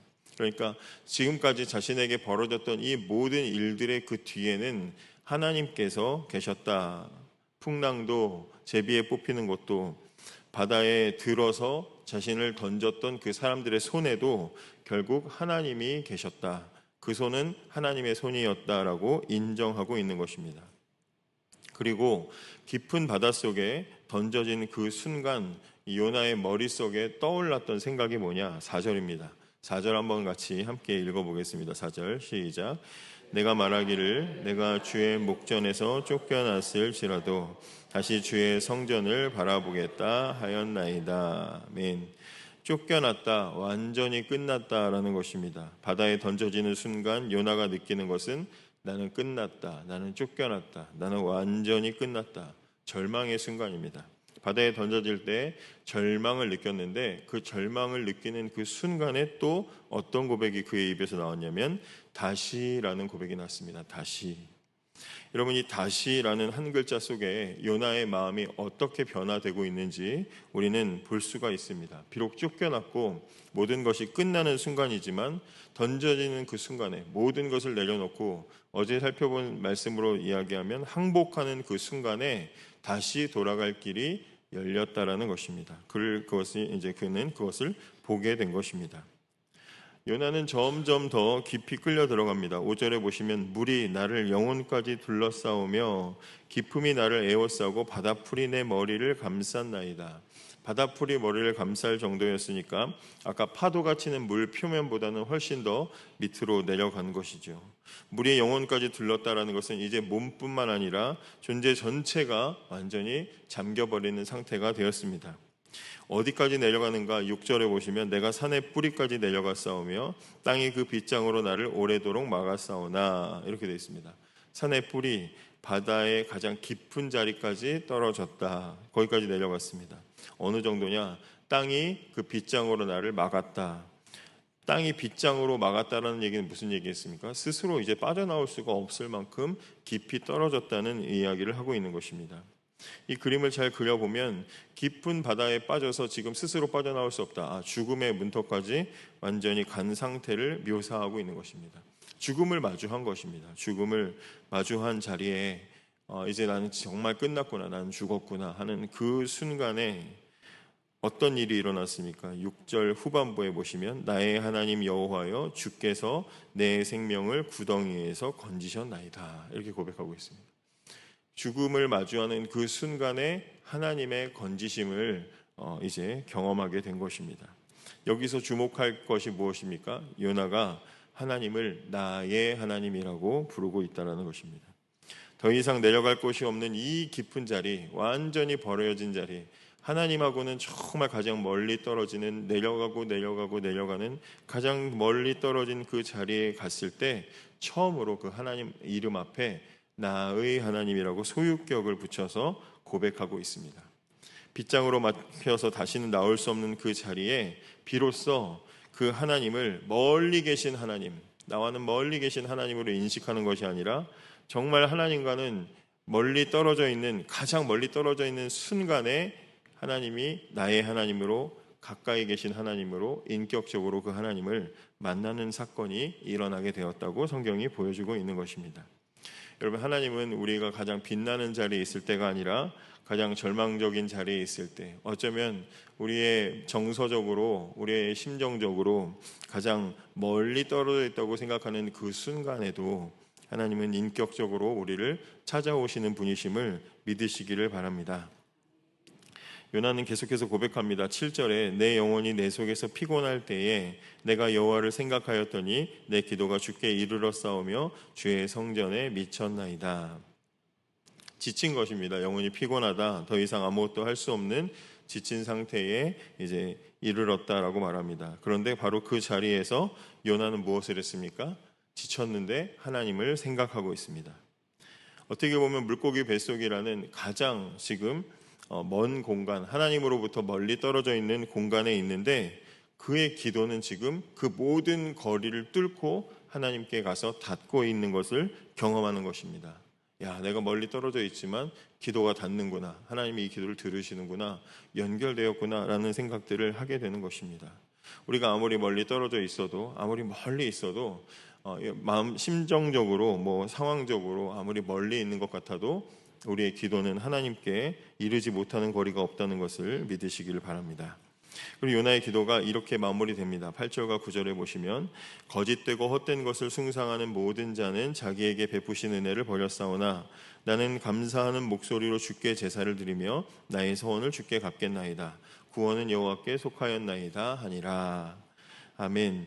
거짓되고 헛된 것 우상입니다. 우상을 의지하는 사람은 실체 없는 안개를 붙잡는 것이고 하나님 베푸신 은혜를 저버리는 것과 똑같은 사람입니다. 그런데 요나는 그 사이에서 뭐라고 고백합니까? 구원은 여호와께 속했다. 이렇게 고백하는 것입니다. 비로소 여기에서 하나님이 어떠한 분이신지를 명확하게 알고 깨닫고 고백하는 것입니다. 풍랑도 제비도 바다에 던져진 것도 물고기도 다 하나님 손 안에 있구나. 살고 죽는 것, 나를 구원하시는 것, 이거 다 다시 일으키시는 것까지도 하나님 손에 달려있는 것이구나 라는 것을 깨달았던 것이죠. 요나서는 어떻게 시작했습니까? 내가 하나님 한 수 가르쳐 드려보겠다고 하나님보다 내가 옳다고 주장했던 한 어리석은 사람의 행동으로 시작이 됐습니다. 그런데 하나님과 가장 멀리 떨어진 자리, 죽음을 마주한 자리에 이르러서야 하나님이 어떠한 분이시구나, 인격적으로 하나님을 깨닫게 되고 그리고 그 하나님에 대해서 고백하는 것입니다. 구원은 여호와께 속했습니다. 하나님 것입니다 라고 고백하는 것입니다. 마지막 구절은 짧게 끝납니다. 여호와께서 그 물고기에게 말씀하심에 요나를 육지에 토하니라. 요나를 삼킨 것도 하나님 명령이고 다시 뱉어낸 것도 하나님의 명령이었다고 성경이 우리에게 말해주고 있습니다. 오늘 우리가 본 이 시는 한 사람이 가장 깊은 곳까지 내려갔다가 하나님과 가장 가까운 곳으로 다시 올라온 이야기를 짧게 담고 있습니다. 깊은 바닷속 가운데 던져졌을 때에도 절망 속에서 그는 다시 하나님을 붙잡았고 영혼까지 물에 들리고 산의 뿌리까지 내려가서 도저히 스스로 빠져나올 수 없는 절망의 상황에서 처음으로 하나님을 인격적으로 만나며 나의 하나님이라고 불렀습니다. 사랑하는 여러분, 여러분이 계신 자리는 지금 어디에 있습니까? 깊은 바닷속에 계시거나 산의 뿌리까지 내려가 계시지 않습니까? 땅의 빗장 때문에 빠져나올 수 없는 그런 공간에서 하나님과 나는 너무 멀리 떨어져 있다. 나는 다시 돌아갈 수가 없다. 하나님이 나를 찾고 부르시는 건 알겠지만 나는 스스로 갈 수 없다라고 혹시 그렇게 여러분 선을 긋고 그 거리감 때문에 고통받고 계시지 않습니까? 분명한 한 가지, 오늘 우리 본문이 우리에게 말해주고 있는 분명한 한 가지가 무엇입니까? 어디에 있든지 우리가 그 하나님을 부르면 그 기도는 하나님께 닿는다라는 것입니다. 어디에 있든지 하나님은 우리의 기도를 들으시고 우리의 마음을 만져주셔서 인격적으로 하나님을 만나게 하셔서 우리의 입술에서도 구원은 여호와께 있나이다 라고 고백하게 하실 것입니다. 그러므로 이 사실을 붙잡고 오늘도 담대히 기도의 자리에 나아가시는 저와 여러분이 되기를 원합니다. 할렐루야. 새롭게 시작되는 한 주 하나님께서 주시는 귀한 은혜가 여러분들의 삶과 여러분들의 가정에 넘치기를 주님의 이름으로 축복합니다. 정말 설교자로서 신기한 경험들을 항상 하는데 그 중에 하나는 오늘 전할 메시지의 내용들이 찬양으로 나오는 겁니다. 제가 우리 지휘자님이나 성가대장님하고 사전에 연락을 해서 이런 거 해주세요 부탁을 하지 않아도 전에 있던 교회도 마찬가지고 항상 전할 메시지에 담겨있는 내용들을 가지고 항상 찬양이 먼저 나와서 앞에 찬양단이 하든지 성가대가 부르시든지 항상 그런 경험이 있는데 오늘도 여러분들이 설교를 들어보시면 오늘 지금 찬양으로 고백한 것과 똑같은 이야기를 하는 것을 아시게 되실 겁니다. 참 하나님은 기가 막히게 일하시는 줄 믿습니다. 지난 한 주간 특별 새벽 기도회를 통해서 우리가 요나서를 살펴보았습니다. 1장부터 4장까지 3장을 쏙 빼놓고 살펴보았는데 오늘 이 3장의 말씀 나누어 보려고 합니다. 그 전에 새벽 기도회에 또 참석하지 못한 분들을 위해서 간단하게 그 앞에 내용들을 설명을 드리겠습니다. 요나 이야기는 여러분들이 잘 아실 텐데 요나는 아수르의 수도인 니느웨에 하나님의 명령을 전하기 위해서 부름을 받았던 그런 선지자였습니다. 그런데 그 요나가 하나님께서 저 니느웨로 가서 그들의 악독을 가서 전해라 라고 하나님께서 명령을 주셨지만 하나님 명령에 순종하진 않습니다.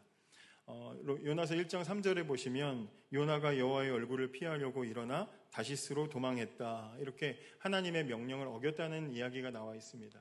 여러분, 요나가 하나님 명령을 왜 어겼을까요?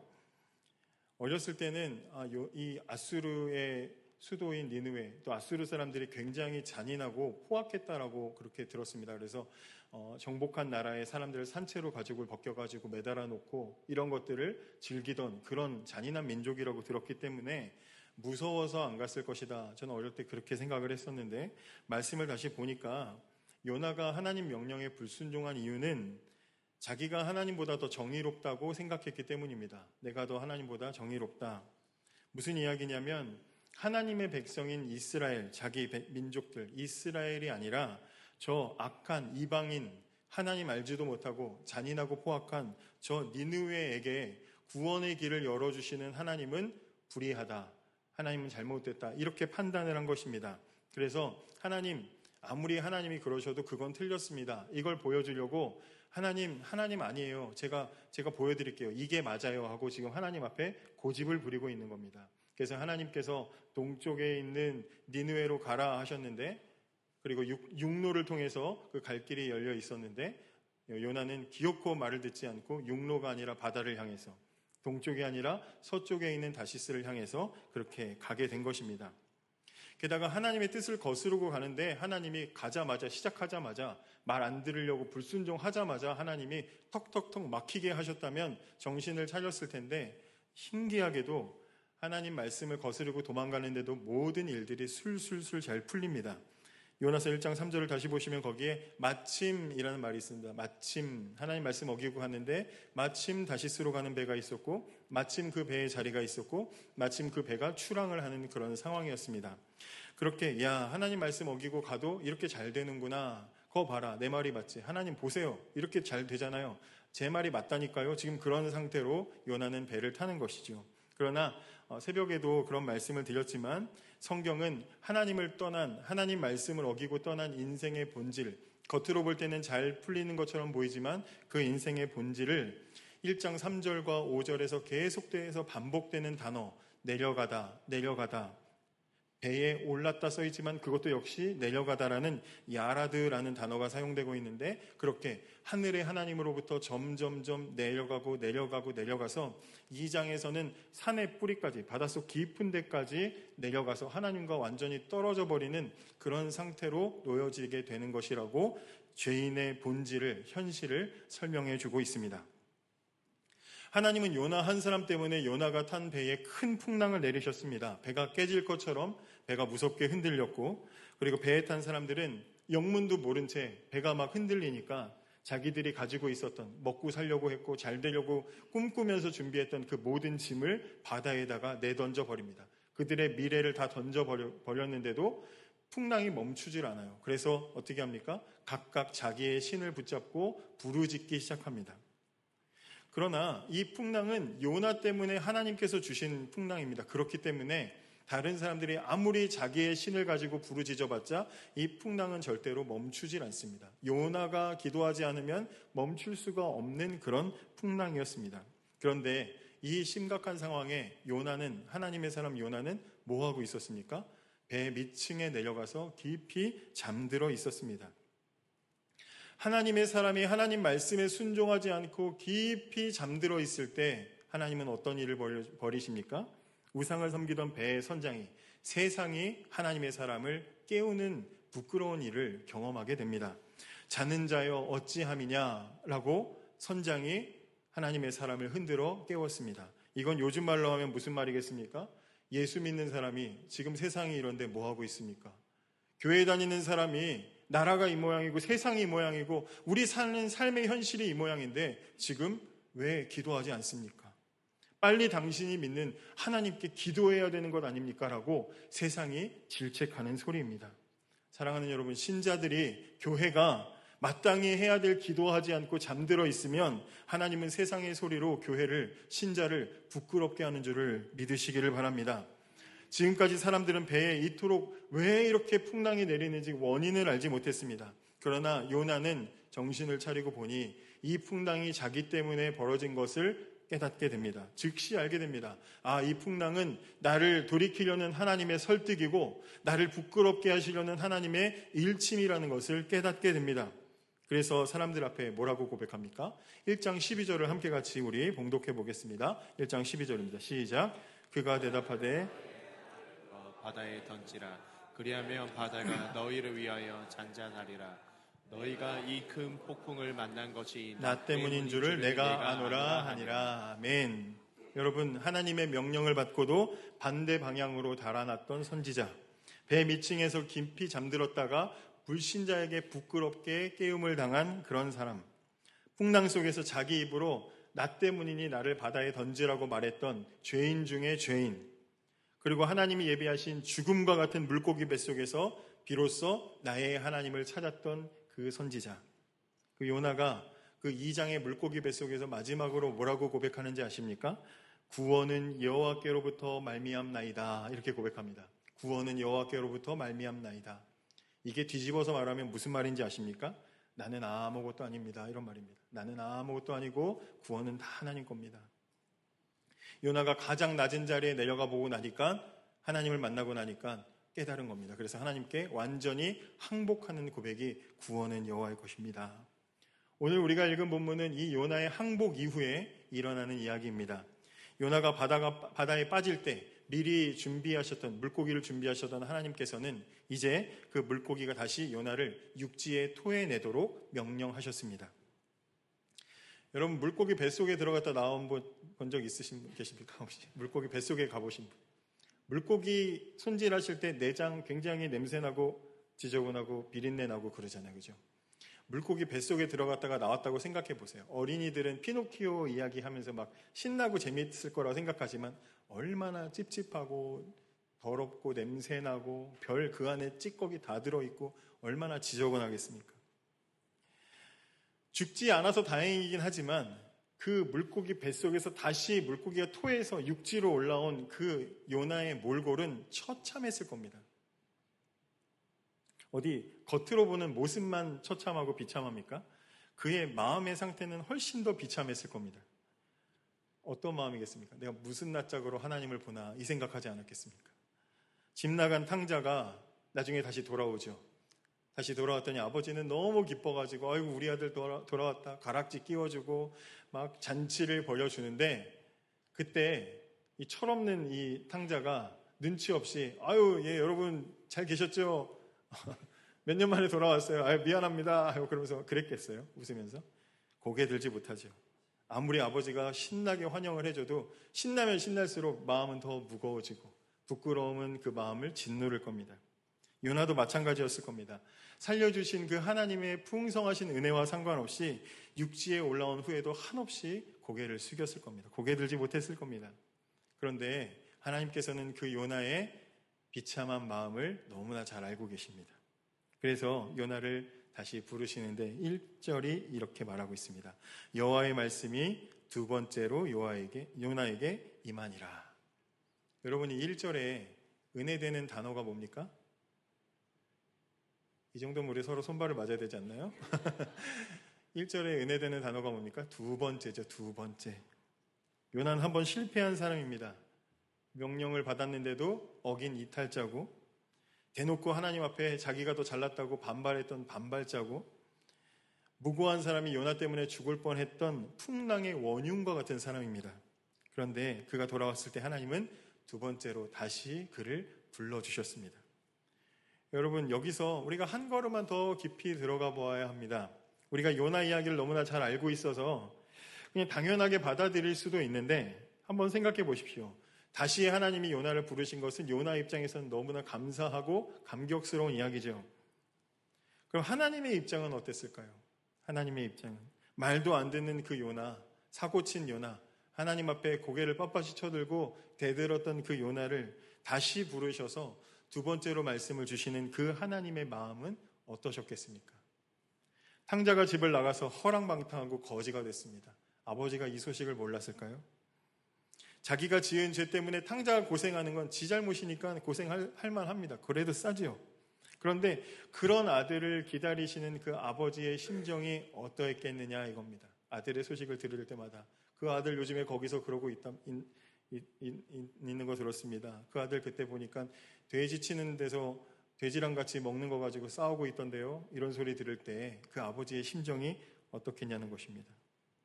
아들이 집을 나가서 하루 이틀도 아니고 1년, 2년 돌아오지 않는 동안 그리워하면서도 괘씸하면서도 그 안에 불쌍히 여기는 그 아버지의 속이 시커멓게 타들어가지 않았겠습니까?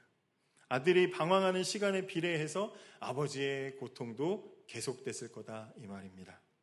마찬가지로 요나가 하나님을 피해서 달아나는 동안 그 달아나는 순간부터 물고기 뱃속을 통해서 다시 돌아올 때까지 사명자의 불순종을 지켜보시는 하나님, 사명을 주셨는데 그 사명을 감당하지 못하고 불순종했던 불순종을 지켜보시는 그 하나님의 마음은 고통스러웠을 것입니다. 사랑하는 여러분, 우리는 하나님을 인격적인 분이라고 말합니다. 하나님은 인격적인 분이심을 믿으십니까? 하나님은 인격적인 분이시고 인격적인 하나님을 만나라는 이런 말들을 우리가 많이 하지요. 인격적이라는 말은 무슨 말입니까? 하나님이 인격적이시다. 이건 무슨 말입니까? 하나님은 선과 악만을 판단하는 기계가 아니라는 거죠. 주일날 예배 시간에 딱 오면 한 이때쯤 하나님이 하늘에서 내려오셔가지고 이번 주 선한 사람 누구 이쪽에 앉아, 악한 사람 저쪽에 앉아, 그러고 하나님이 띡 가시는 기계가 아니시죠. 하나님이 인격적이다 이 말은요, 하나님은 감정을 가지고 계시다라는 이야기죠. 하나님은 자기 백성에 대해서 진노와 처벌만을 내리시는 분이 아니라 자기 백성이 지은 죄에 대해서 그 마음이 시커멓게 타들어가는 분이시라는 겁니다. 구주께서 이 세상에 오셨을 때 사람들을 보시며 우리 구주께서 느끼셨던 감정이 마태복음 9장 36절에 이렇게 나와 있습니다. 함께 같이 읽어보시겠습니다. 마태복음 9장 36절 시작. 무리를 보시고 불쌍히 여기시니 이는 그들이 목자 없는 양과 같이 고생하며 아멘. 주님께서 오셔서 보시니 목자 없는 양같이 방황하고 있는 그 백성들을 보실 때 그 마음에 불쌍히 여기셨다. 옛날 성경에는 민망히 여기셨다. 이 원어 헬라어는 내장이 끊어지는 고통을 느꼈다. 이런 말입니다. 옛날 이 고대 유대인들은 인간의 감정이 몸 어디 내장 어딘가에 있을 거라고 생각해서 마음이 아프면 내장 어디가 아픈 거라고 생각을 한 겁니다. 그래서 내장이 끊어지는 것 같은 고통을 느꼈다. 우리로 치면 속이 시커멓게 탔다. 이런 말입니다. 사랑하는 여러분, 우리가 방황하면 주님도 아파하십니다. 우리가 사명 감당하지 않으면 주님도 속상해 하십니다. 주님이 얼마나 마음이 아프셨을지. 그런데 우리를 향한 하나님의 사랑이 주님이 받으시는 그 고통을 덮을 만큼 훨씬 더 컸기 때문에 주님께서는 다시 우리를 부르시고 사명을 주시는 줄을 믿으시기 바랍니다. 하나님은 요나를 부르시고 이렇게 말씀하십니다. 일어나 저 큰 성읍 니느웨로 가서 내가 내게 명한 말을 그들에게 선포하라. 이거 어디서 보셨습니까? 1장에서 보셨죠? 1장과 똑같은 명령을 하나님께서 내려주셨습니다. 보통 세상에서는 무언가 일을 맡겼는데 잘 못하면 우리 어떻게 하십니까? 그래 이거 못하는구나. 저 친구는 이거 안 되는구나. 그러면 더 쉬운 거 맡겨주거나 중요한 건데 그걸 못한다 그러면 그 사람을 배제시킵니다. 세상은 그렇게 돌아가는데 요나는 어떤 사람입니까? 임무에 실패한 사람이고 대놓고 임무를 맡기 싫어서 달아났던 사람입니다.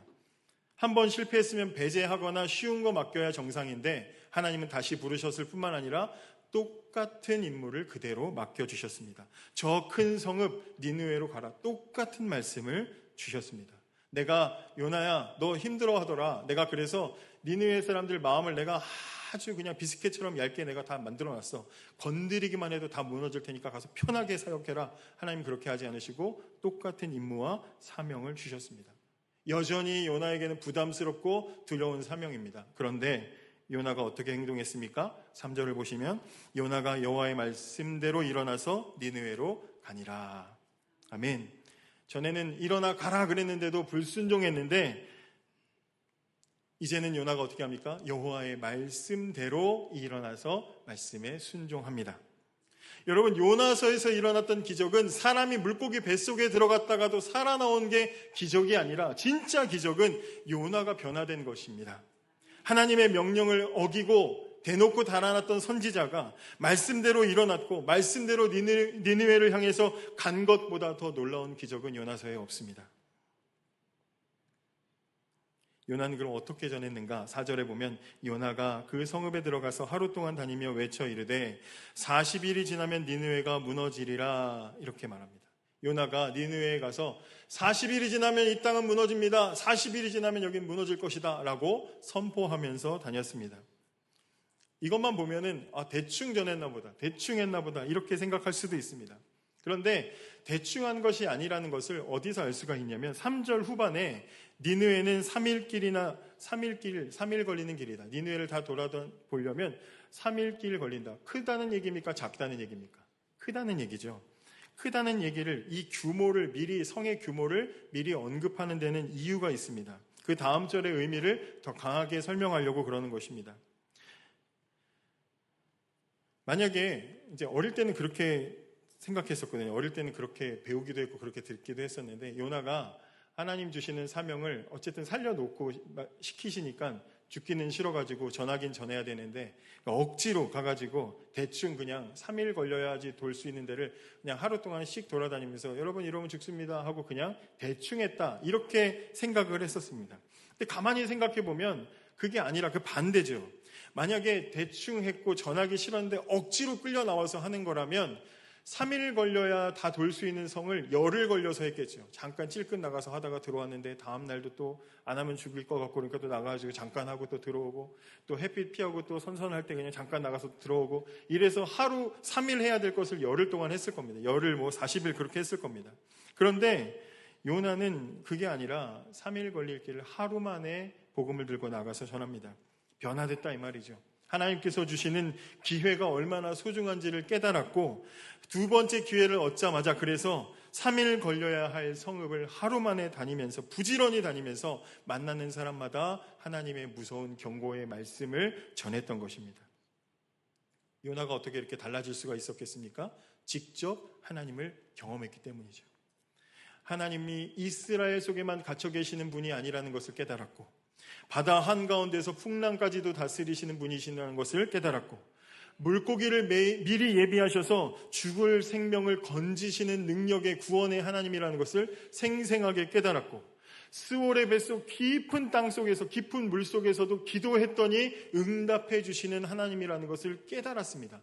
생생하게 불과 며칠 사이에 이렇게 하나님을 생생하게 경험했으니 누구보다도 확신에 찬 목소리로 세상에 나아가서 사람들을 만나는 사람들마다 열심히 전할 수밖에 없었던 것이죠. 교과서로 배운 하나님이 아니라 삶에서 생생하게 경험한 내가 만난 내가 맛본 하나님을 전했더니 그 결과가 어떻습니까? 요나가 생생하게 하나님을 선포했더니 5절에 어떻게 되어 있습니까? 니느웨 사람들이 하나님을 믿고 금식을 선포하고 높고 낮은 자를 막론하고 굵은 베옷을 입은지라. 여러분, 악독이 가득한 하나님 보실 때 도저히 가만히 내버려 둘 수 없는 그런 민족이었는데 그런 성이었는데 5절에 뭐라고 말하고 있습니까? 그 니느웨 사람, 그 악한 도저히 회생이 불가능해 보이는 그 악한 사람들이 하나님을 믿었다 말하고 있습니다. 여러분 중에 혹시 하나님을 믿게 만들 수 있는 분 계십니까? 내가 말만 하면 저 사람 하나님 믿어. 이런 분 계시면 저한테도 좀 알려주시기 바랍니다. 우린 그런 능력이 없지요. 우린 누군가에게 하나님을 믿게 만들 능력이 없습니다. 그런데 요나가 선포한 설교를 들은 사람들은 하나님을 믿었습니다. 그리고 그들의 삶에 즉시 변화가 일어났습니다. 왜 그렇습니까? 변화된 하나님의 사람, 생생하게 하나님을 맛본 사람이 그 생생한 능력과 경험을 가지고 담대하게 하나님의 말씀을 전할 때 하나님을 믿는 사람들이 믿음의 반응으로 나타난 것입니다. 뿐만 아니라 들은 사람들이 회개하기 시작했습니다. 그들의 회개가 얼마나 철저합니까? 그들이 막 금식을 선포하고 그들이 회개하고 금식을 하기 시작합니다. 요나의 설교를 듣고 한두 사람들이 회개하기 시작하더니 회개의 물결이 마을에서 마을로 이어지고 낮은 사람으로부터 높은 사람에까지 확산돼서 어디까지 갑니까? 왕에게까지 회개의 소식이 물결이 전달됩니다. 우리 6절과 7절 함께 같이 봉독해 보겠습니다. 6절과 7절입니다. 시작. 그 일이 니느웨 왕에게 들림에 왕이 보좌에서 일어나 왕복을 벗고 굵은 베옷을 입고 제 위에 앉으니라. 왕과 그의 대신들이 조서를 내려 니느웨에 선포하여 이르되 사람이나 짐승이나 소떼나 양떼나 아무것도 입에 대지 말지니 곧 먹지도 말 것이요 물도 마시지 말 것이며. 아멘. 사랑하는 여러분, 한 사람을 하나님께서 변화시키고 세우셨더니 그 변화의 능력이 하나님을 전혀 알지도 못하는 사람들에게 전달돼서 온 지역이 변화되고 온 나라가 하나님께로 돌아가는 그런 일들이 일어납니다. 어디까지 갑니까? 8절에 보면 사람이든지 짐승이든지 다 굵은 베옷을 입을 것이요 힘써 하나님께 부르짖을 것이며 각기 악한 길과 손으로 행한 강포에서 떠날 것이라. 이거 왕의 명령으로 지금 내린 겁니다.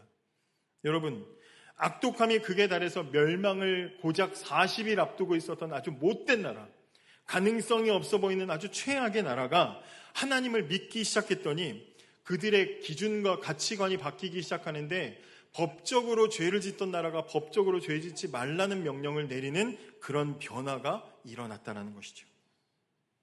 여러분, 여기서 우리가 놓치지 말아야 될 것이 무엇이냐면 요나가 니느웨로 다시 들어갈 때 그냥 들어가는 게 아니라 목숨 걸고 들어가야 된다는 것입니다. 여러분, 예레미야가 유대인들에게 하나님의 말씀을 전할 때 그 백성들이 듣기 싫어가지고 예레미야를 죽이려고 했습니다. 여러분, 잘 아시는 대로 스데반은 하나님의 말씀을 전하다가 듣기 싫어하는 그 동족들에게 돌 던짐 받아서 죽었습니다. 듣기 싫은 말을 하면 동족에게도 죽임을 받을 수가 있습니다. 그런데 하물며 요나가 들어간 니느웨 어떤 나라입니까? 아주 포악하고 잔인하기로 유명한 나라였습니다. 그 성에 듣기 싫은 이야기를 하러 들어가야 됩니다. 40일 지나면 니느웨가 무너지리라. 얼마나 불쾌하고 불편한 말입니까? 그러나 그 말을 하러 들어가야 된다는 것이죠. 그들의 손에 죽더라도 하나님께서 부르셨기 때문에 그 사명을 감당해야 된다는 뜨거운 그 마음의 변화가 있었던 것입니다. 여러분, 우리는 복음을 기쁜 소식이라고 말합니다. 기쁜 소식, 가스펠, 굿 뉴스 이렇게 말합니다. 근데 복음이 기쁜 소식이 되려면 여러분 전제가 필요합니다. 뭔지 아십니까? 여러분, 복음은 우리가 사죄를 선언받은 것이기 때문에 반드시 우리가 죄인이라는 정죄가 먼저 선행되어야 합니다. 내가 죄인이라는 사실을 인정해야 그 죄에서부터 용서받았다는 것이 우리에게 기쁜 소식으로, 복음으로 들릴 수가 있는 것입니다. 그래서 밖에 나가서 전도지 주면서 여러분, 우리가 죄인인데 하나님이 우리를 구원하셨습니다 하면 사람들이 어떻게 반응합니까? 내가 왜 죄인이에요? 라고 불편해합니다.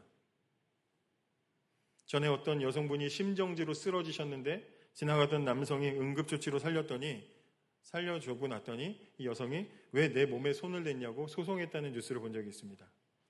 어떤 상태에 있었는지, 얼마나 심각한 상태에 있었는지, 거기서 어떻게 건졌는지를 제대로 알지 못하면 고마워하지 못하는 것입니다. 세상은 누구도 자신이 죄인이라는 정죄를 받아들이기를 기뻐하지 않습니다. 복음은 그래서 원래 불편합니다. 내가 죄인이라는 사실을 먼저 받아들여야 되기 때문에 복음은 불편하게 접근됩니다. 그래서 요즘에는 복음의 정죄를 불편하게 생각해서 목회자들이 최대한 죄에 대해서 언급하지 않는 설교를 해야 세련됐다라고 그렇게 생각하는 부분도 있습니다. 심지어 죄를 요즘에는 마치 일종의 어떤 바이러스처럼 생각해서 어쩔 수 없이 감염된 상태처럼 그렇게 받아들이고 설명하는 경우들도 있습니다. 왜 그럴까요? 덜 불편하려고. 감기 걸리면 감기가 잘못인 거지 내 잘못이 아니지 않습니까? 그러려고 하는 겁니다. 그래서 죄와 죄인을 분리시켜서 어쩔 수 없이 내가 죄인이기 때문에 죄에 감염돼서 내가 이렇게 한 거지, 내가 그런 짓을 한 거지, 내 잘못은 아니야, 마음이 편하려고 그렇게 분리시키는 경향이 없지 않습니다. 그러나 아담과 하와가 선악과를 어떻게 먹었습니까?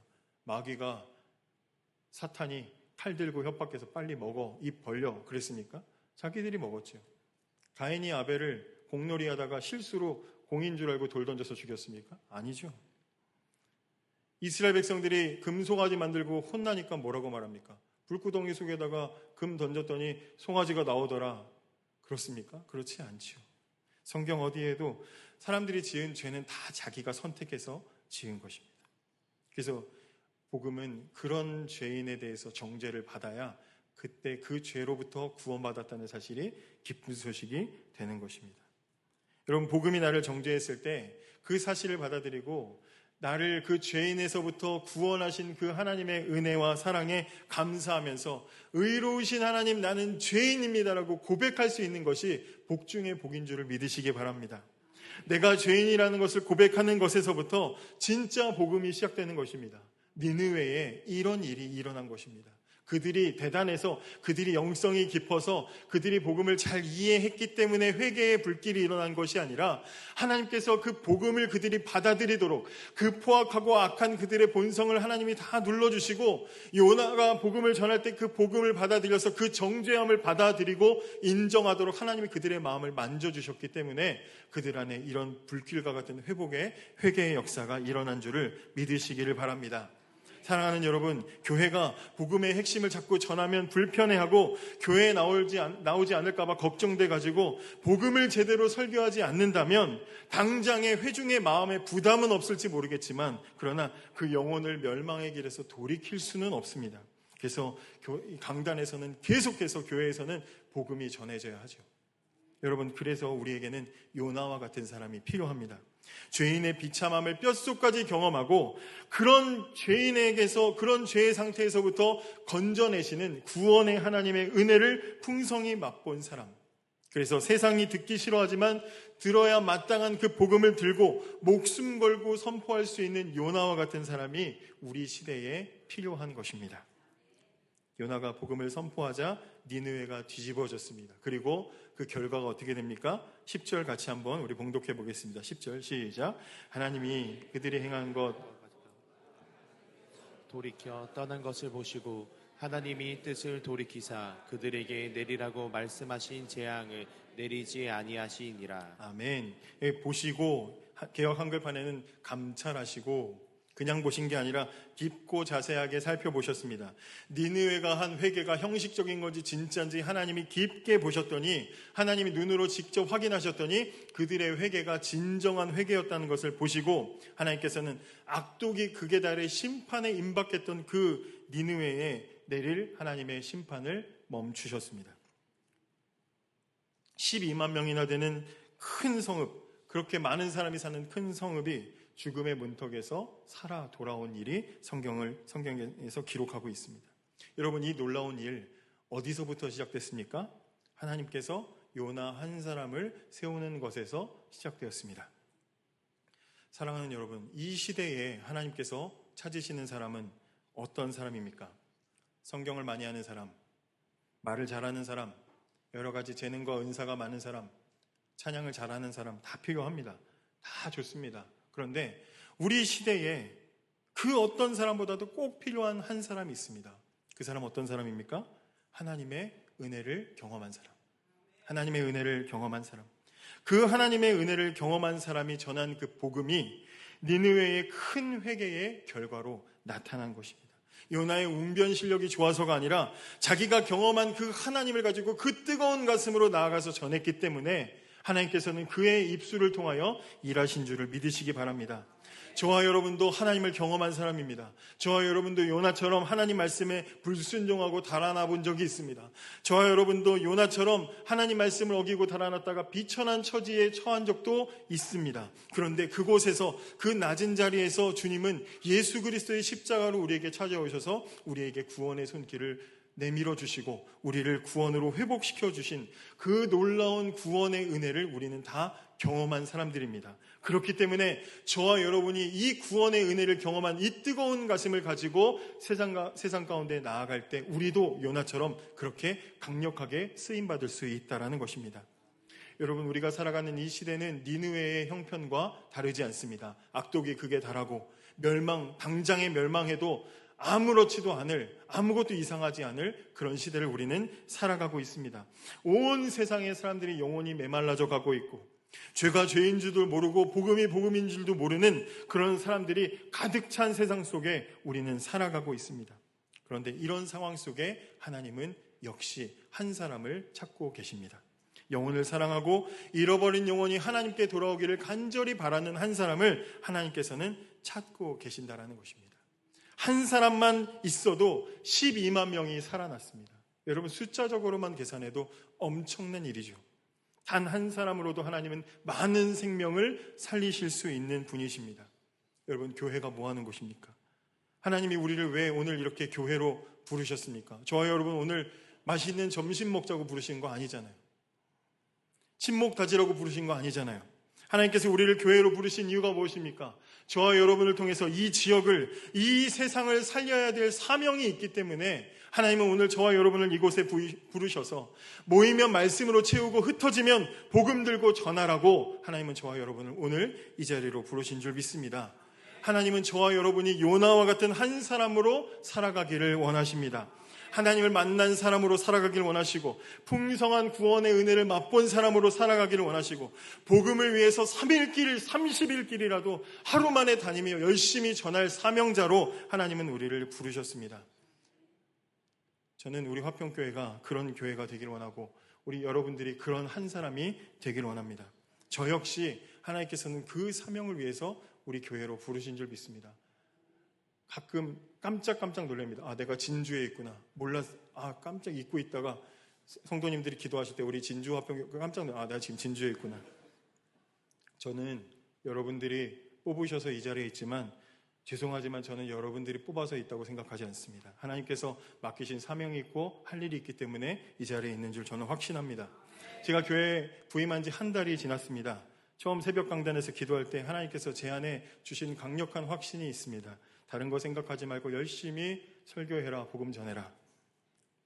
저는 사역 시작하면서 하나님께 바랬던 기도 제목이 있고 새벽마다 기도하면서 그것은 저에게 굉장히 확고하게 제 안에 다져졌습니다. 저는 월급 받는 목사 되지 말자, 이거 가지고 기도합니다. 돈이 중요하고 필요하지만 월급날 바라보면서 아등바등 살지 않게 해주세요. 저는 그렇게 기도합니다. 그래서 저는 지금까지 하나님께 자랑스러운 게 하나 있습니다. 어떤 사역지를 가든지 어디로 가든지 사례비 얼마 받고 어디에서 어떻게 살게 해주는지 묻지 않고 교회 갔습니다. 하나님께 자랑하고 있습니다. 하나님 저 잘했죠? 이러고 있습니다. 여러분, 저는 월급 받는 목사로 사역하지 않을 테니 여러분도 저와 우리 사역자들을 월급 주는 사람들로 세우지 마시고 사역자들로, 사례로 섬겨주시기를 부탁을 드리겠습니다. 말장난하는 게 아니라 돈 얘기하는 게 아니라 여러분들의 마음을 이야기하는 것입니다. 제가 또 뭐 기도하는지 아십니까? 정치하는 목사 되지 말자. 저 이거 기도합니다. 편만 들고 라인 만드는 목회 절대로 하지 말아야지. 할 줄도 모르고 하고 싶지도 않습니다. 방향을 정하거나 문제를 해결할 때 어떤 일들을 결정해야 될 때 하나님 앞에 기도하고 말씀으로 해결하지 저는 그런 일로 그렇게 하지 않습니다. 물론 지금도 그렇게 하시지 않지만 저에게 오셔서 누가 어떻고 이런 얘기는 저한테 안 하셔도 됩니다. 필요하시면 하나님이 저에게 하실 줄로 믿습니다. 목회하면서 경험하면서 알아가는 것으로 충분합니다. 그리고 제가 기도하는 게 뭡니까? 오로지 말씀 전하고 기도 열심히 하자. 저 그것만 하나 바라보고 있습니다. 그래서 새벽에도 제일 마지막까지 기도 제가 1등 하려고 열심히 하는데 우리 배 집사님 이기기가 쉽지가 않아요. 너무 어려워요. 내공이 아직 부족해가지고 제가 이길 겁니다. 걱정하지 마세요. 이길 겁니다. 당연한 건데 다른 것에 치이면 소홀히 하게 되는 게 어떻게 보면 설교 준비랑 기도인데 그래서 최선을 다해서 준비하려고 합니다. 제 의지가 꺾이지 않고 이 기도가 꺾이지 않도록 여러분들도 기도해 주시기를 부탁을 드리겠습니다. 여러분, 상처가 있는 교회고 아픔이 있는 교회고 알고 있습니다. 보듬어야 되고 극복해야 되는 거 잘 알고 있습니다. 근데 우리에게는 이제 해야 될 일이 있습니다. 하나님께서 우리 교회를 세우신 것은 복음으로 채워서 세상에 나가 복음 전하라고 이 지역에 충무로 82 지역에 하나님께서 우리 교회를 세우신 것입니다. 하나님 그 사명 감당하라고 부르신 것입니다. 그렇기 때문에 이미 지났습니다. 지나간 과거의 상처 다 털어버리시고 일어나시기 바랍니다. 예배의 회복, 예배의 열매, 왜 하나님이 목사 입에서 자꾸 이런 설교를 하게 하시는지 여러분들이 생각하시기 바랍니다. 하시고 싶은 말씀이 많을지라도 좀 내려놓으시고 다시 교회가 사명 붙잡고 하나님께서 이 지역에 맡기신 사명을 다시 온전히 감당할 수 있는 교회가 될 수 있도록 열심히 여러분들 기도의 자리에 나아가서 기도하시기 바랍니다. 이제 7월입니다. 여름 사역이 시작됩니다. 여러분들도 어렸을 때 어린이, 청소년, 청년 시절에 뜨겁게 하나님 만난 경험들이 있으시지 않습니까? 이제 그러면 그 경험들을 우리 교회 학교가 해야 됩니다. 그럼 우리가 어떻게 해야 되겠습니까? 합력해야 됩니다. 협력해 줘야 됩니다. 열심히 여러분들이 할 수 있는 몸으로, 물질로, 기도로 열심히 섬겨주셔야 합니다. 중요한 때에 우리 어린아이가 우리의 섬김을 통해 하나님 말씀 앞에 눈물을 흘리고 청소년들의 삶의 방향이 어려서부터 결정이 되고 청년들이 회개하며 주님 앞에 돌아서는 결단이 일어날 수 있도록 우리는 이제 주일학교 또 교회의 방향성을 바라보고 열심히 기도해야 됩니다. 이 모든 일이 어떻게 일어납니까? 한 사람을 통해서 일어나는 것입니다. 저와 여러분이 그런 한 사람이 되기를 원합니다. 그래서 하나님께서 지금도 복음 들고 일어나 전할 그 한 사람을 찾고 계시니 하나님 제가 그 한 사람 되겠습니다. 저를 사용해 주십시오. 이렇게 기도하는 저와 여러분이 되기를 원합니다. 우리 같이 찬양하고 기도하겠습니다. 할렐루야. 특별 새벽 기도에 오신 모든 분들에게 하나님 주시는 귀한 은혜가 있기를 축복합니다. 특별 새벽 기도인데 일주일 동안 계속하니까 특별하진 않은데 특별 새벽 기도에 오늘 마지막 시간이 되겠습니다. 오늘 요나서 4장 말씀을 가지고 은혜를 같이 나누겠습니다. 우리가 지금 한 주간 동안 계속 요나서를 보았습니다. 불순종 선지자 요나가 물고기 뱃속에서 하나님을 만나며 그 물고기 뱃속에서 나오기 전에 구원은 여호와께로부터 말미암나이다 이렇게 고백을 하고 다시 부르심을 받아서 니느웨를 향해서 가게 됩니다. 우리가 3장을 건너뛰었는데 3장은 주일 오전에 3장 말씀을 가지고 살펴보도록 하겠습니다. 요나가 하나님 말씀을 니느웨로 가서 선포하자 회개의 불길이 걷잡을 수 없이 일어올랐고 그래서 온 성이 왕부터 짐승에 이르기까지 온전히 회개를 하는 그런 역사가 일어나는 것을 3장이 이야기하고 있습니다. 그러니까 하나님께서는 그 니느웨의 진심 어린 회개를 보시고 재앙을 거두셨다. 3장은 그렇게 말해주고 있습니다. 이야기는 여기서 끝나는 것이 아름답죠. 이야기는 여기서 끝나는 것이 아름답습니다. 한 선지자가 회복되고 한 도시가 구원되고 하나님의 긍휼이 나타난 것으로 이야기가 끝나면 제일 아름답습니다. 근데 요나서는 4장까지 있습니다. 우리가 오늘 읽었지만 4장이 왜 있어야 하는가? 읽으면서도 조타가 많은 것 같고 뭔가 씁쓸하고 이게 이걸 왜 여기 뒤에다 넣었을까? 차라리 이걸 앞에 넣었다가 3장을 마지막으로 해가지고 요나가 눈물로 회개하면서 우리가 바라는 건 다 그런 거죠. 그렇게 끝났으면 좋았을 텐데 있는 대로 하나님께 짜증을 내는 사람의 이야기가 왜 마지막에 나와 있을까?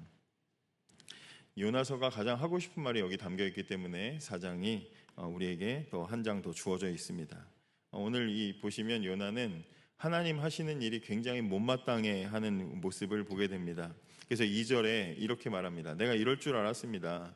내가 이래서 다시스로 도망갔던 건데 굳이 저를 물고기에 담아가지고 이 니느웨로 끌고 오시더니 제가 이 살아생전에 이 꼴을 봐야 되겠습니까? 지금 하나님께 이러고 있는 거죠.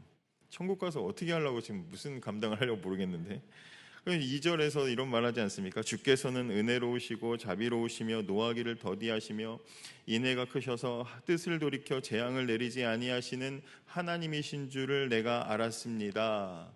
그냥 그 문자만 딱 보면은 하나님을 향한 찬양의 내용이지만 2절의 맥락으로 봤을 때는 무슨 이야기입니까? 네, 하나님 대단하십니다. 잘났습니다. 아주 자비가 대단하십니다. 하나님 화이팅, 연진아 화이팅 이것처럼 이렇게 그런 거죠. 비아냥대는 말투로 지금 말하고 있습니다. 그러면서 뭐라 그럽니까? 더 이상 이 꼴 보기 싫으니 나 죽여주십시오. 지금 그럽니다. 하나님 앞에서 해야 될 말 못할 말이 있는데 아주 별 말을 다 하고 있습니다. 그러자 하나님이 물으시죠. 네가 성내는 것이 옳으냐?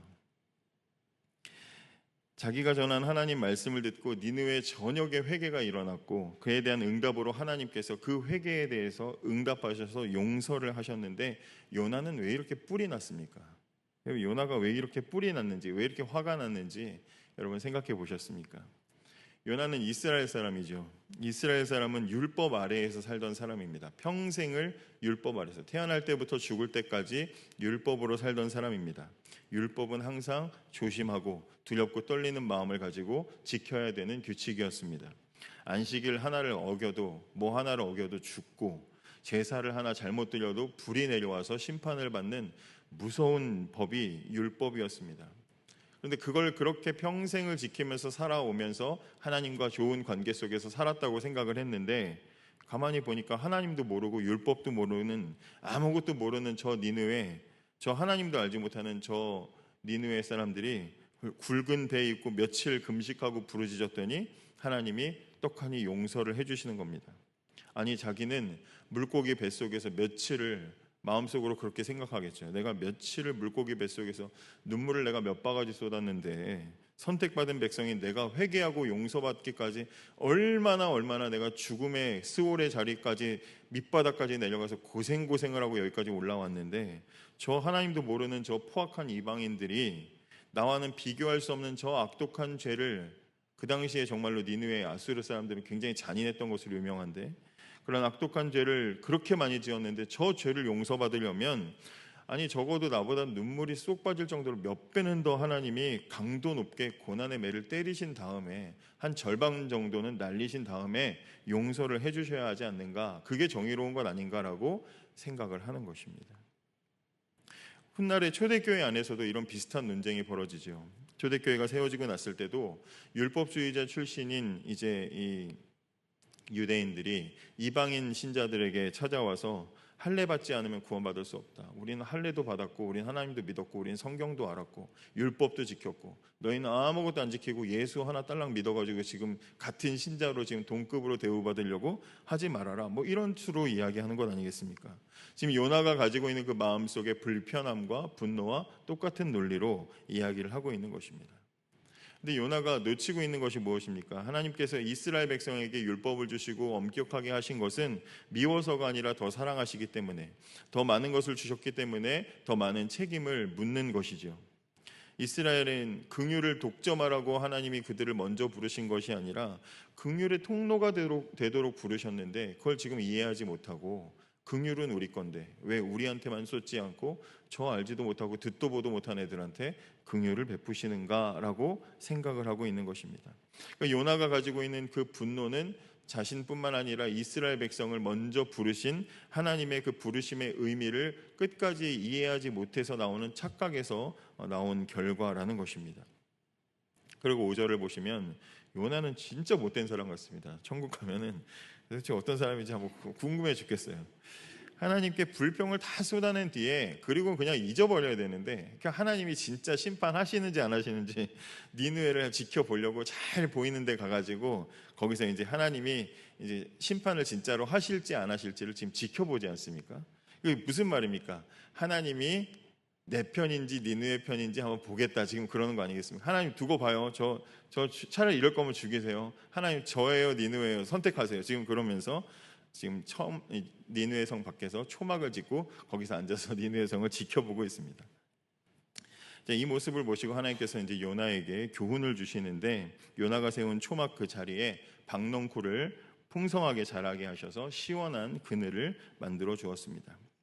그러니까 그 박농쿨 때문에 아주 편안하고 시원하게 지낼 수가 있었습니다. 근데 다 그렇게 한번 하루를 경험하게 하시곤 그날 밤에 벌레 먹게 하셔가지고 박농쿨을 싹 시들어 걷어버리게 하셨어요.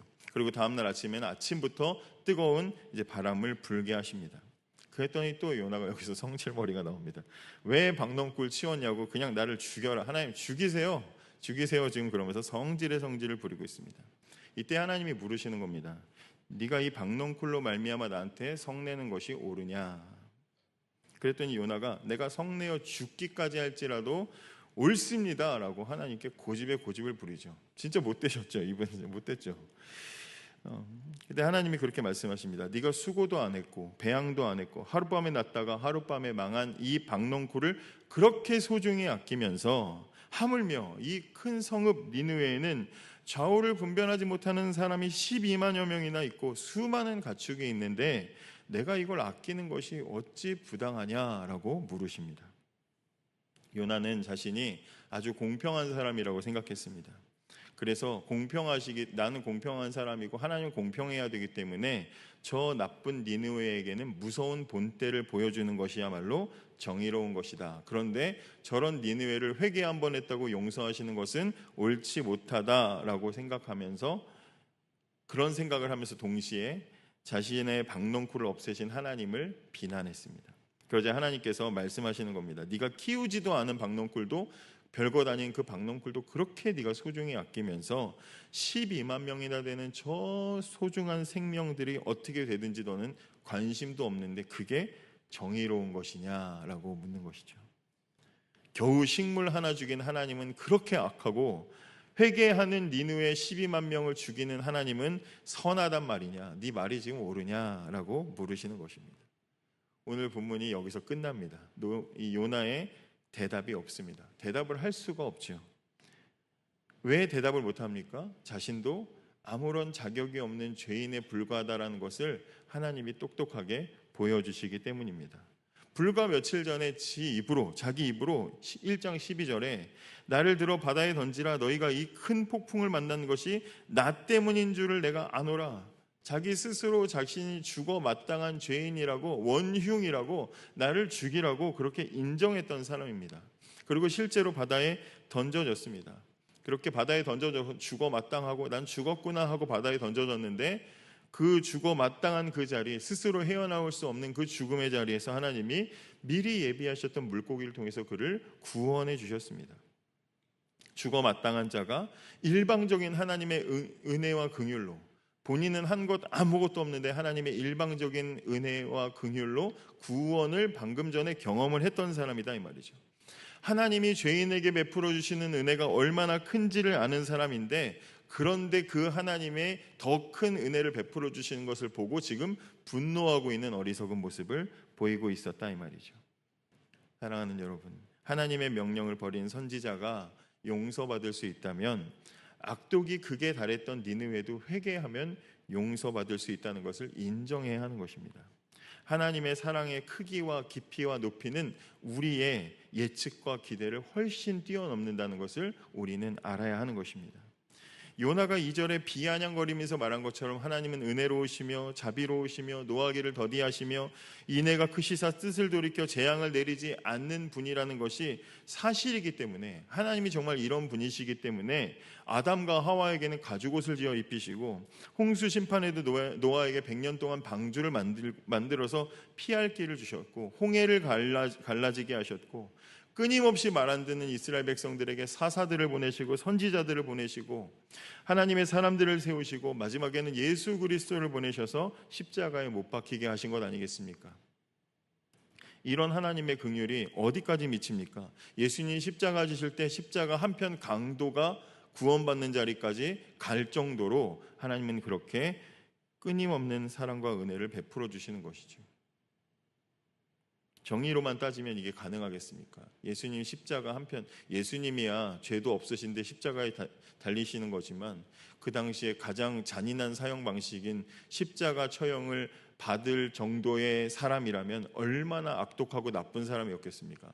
그런데 그 사람에게도 그 사람이 선한 일을 할 기회에 행할 수 있는 어떠한 것도 없었는데 예수님은 그런 사람에게도 하나님 나라를 약속해 주시지 않았습니까? 그 정도의 사랑이 하나님이 가지고 계시는 풍성한 은혜와 긍휼과 사랑이라는 것입니다.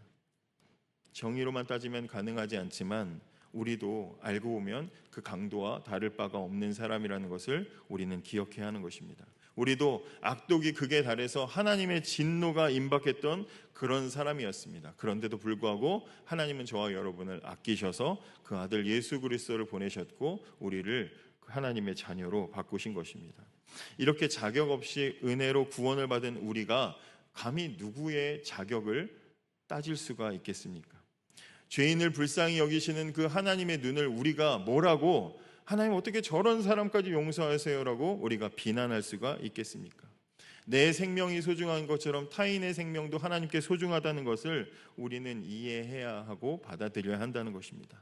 설령 그가 지금은 불신자라고 할지라도, 극악한 죄인이라고 할지라도 하나님께서 그를 구원하시기를 정하시고 사랑하시기를 정하셔서 그를 교회 안으로 인도하시기로 작정하셨다면 하나님의 사랑이 거기까지 미친다는 것을 우리는 인정하고 두 팔 벌려 받아줄 수 있어야 한다는 것입니다. 사랑하는 여러분, 벌써 물고기 뱃속에 들어갔던 시절을 까맣게 잊고 물고기 뱃속에 들어간 다른 사람들을 비난하는 그 요나의 모습이 혹시 우리의 모습은 아닌지 우리는 생각해 보아야 하는 것입니다. 하나님 앞에 소중하지 않은 생명은 없습니다. 이 사실을 기억하면서 우리가 받은 긍휼을 우리의 이웃에게, 우리의 지체들에게 흘려보내고, 그래서 우리를 통해 잃어버린 영혼들을 다시 하나님의 품으로 인도하는 일에 최선을 다하는 저와 여러분이 되기를 원합니다. 우리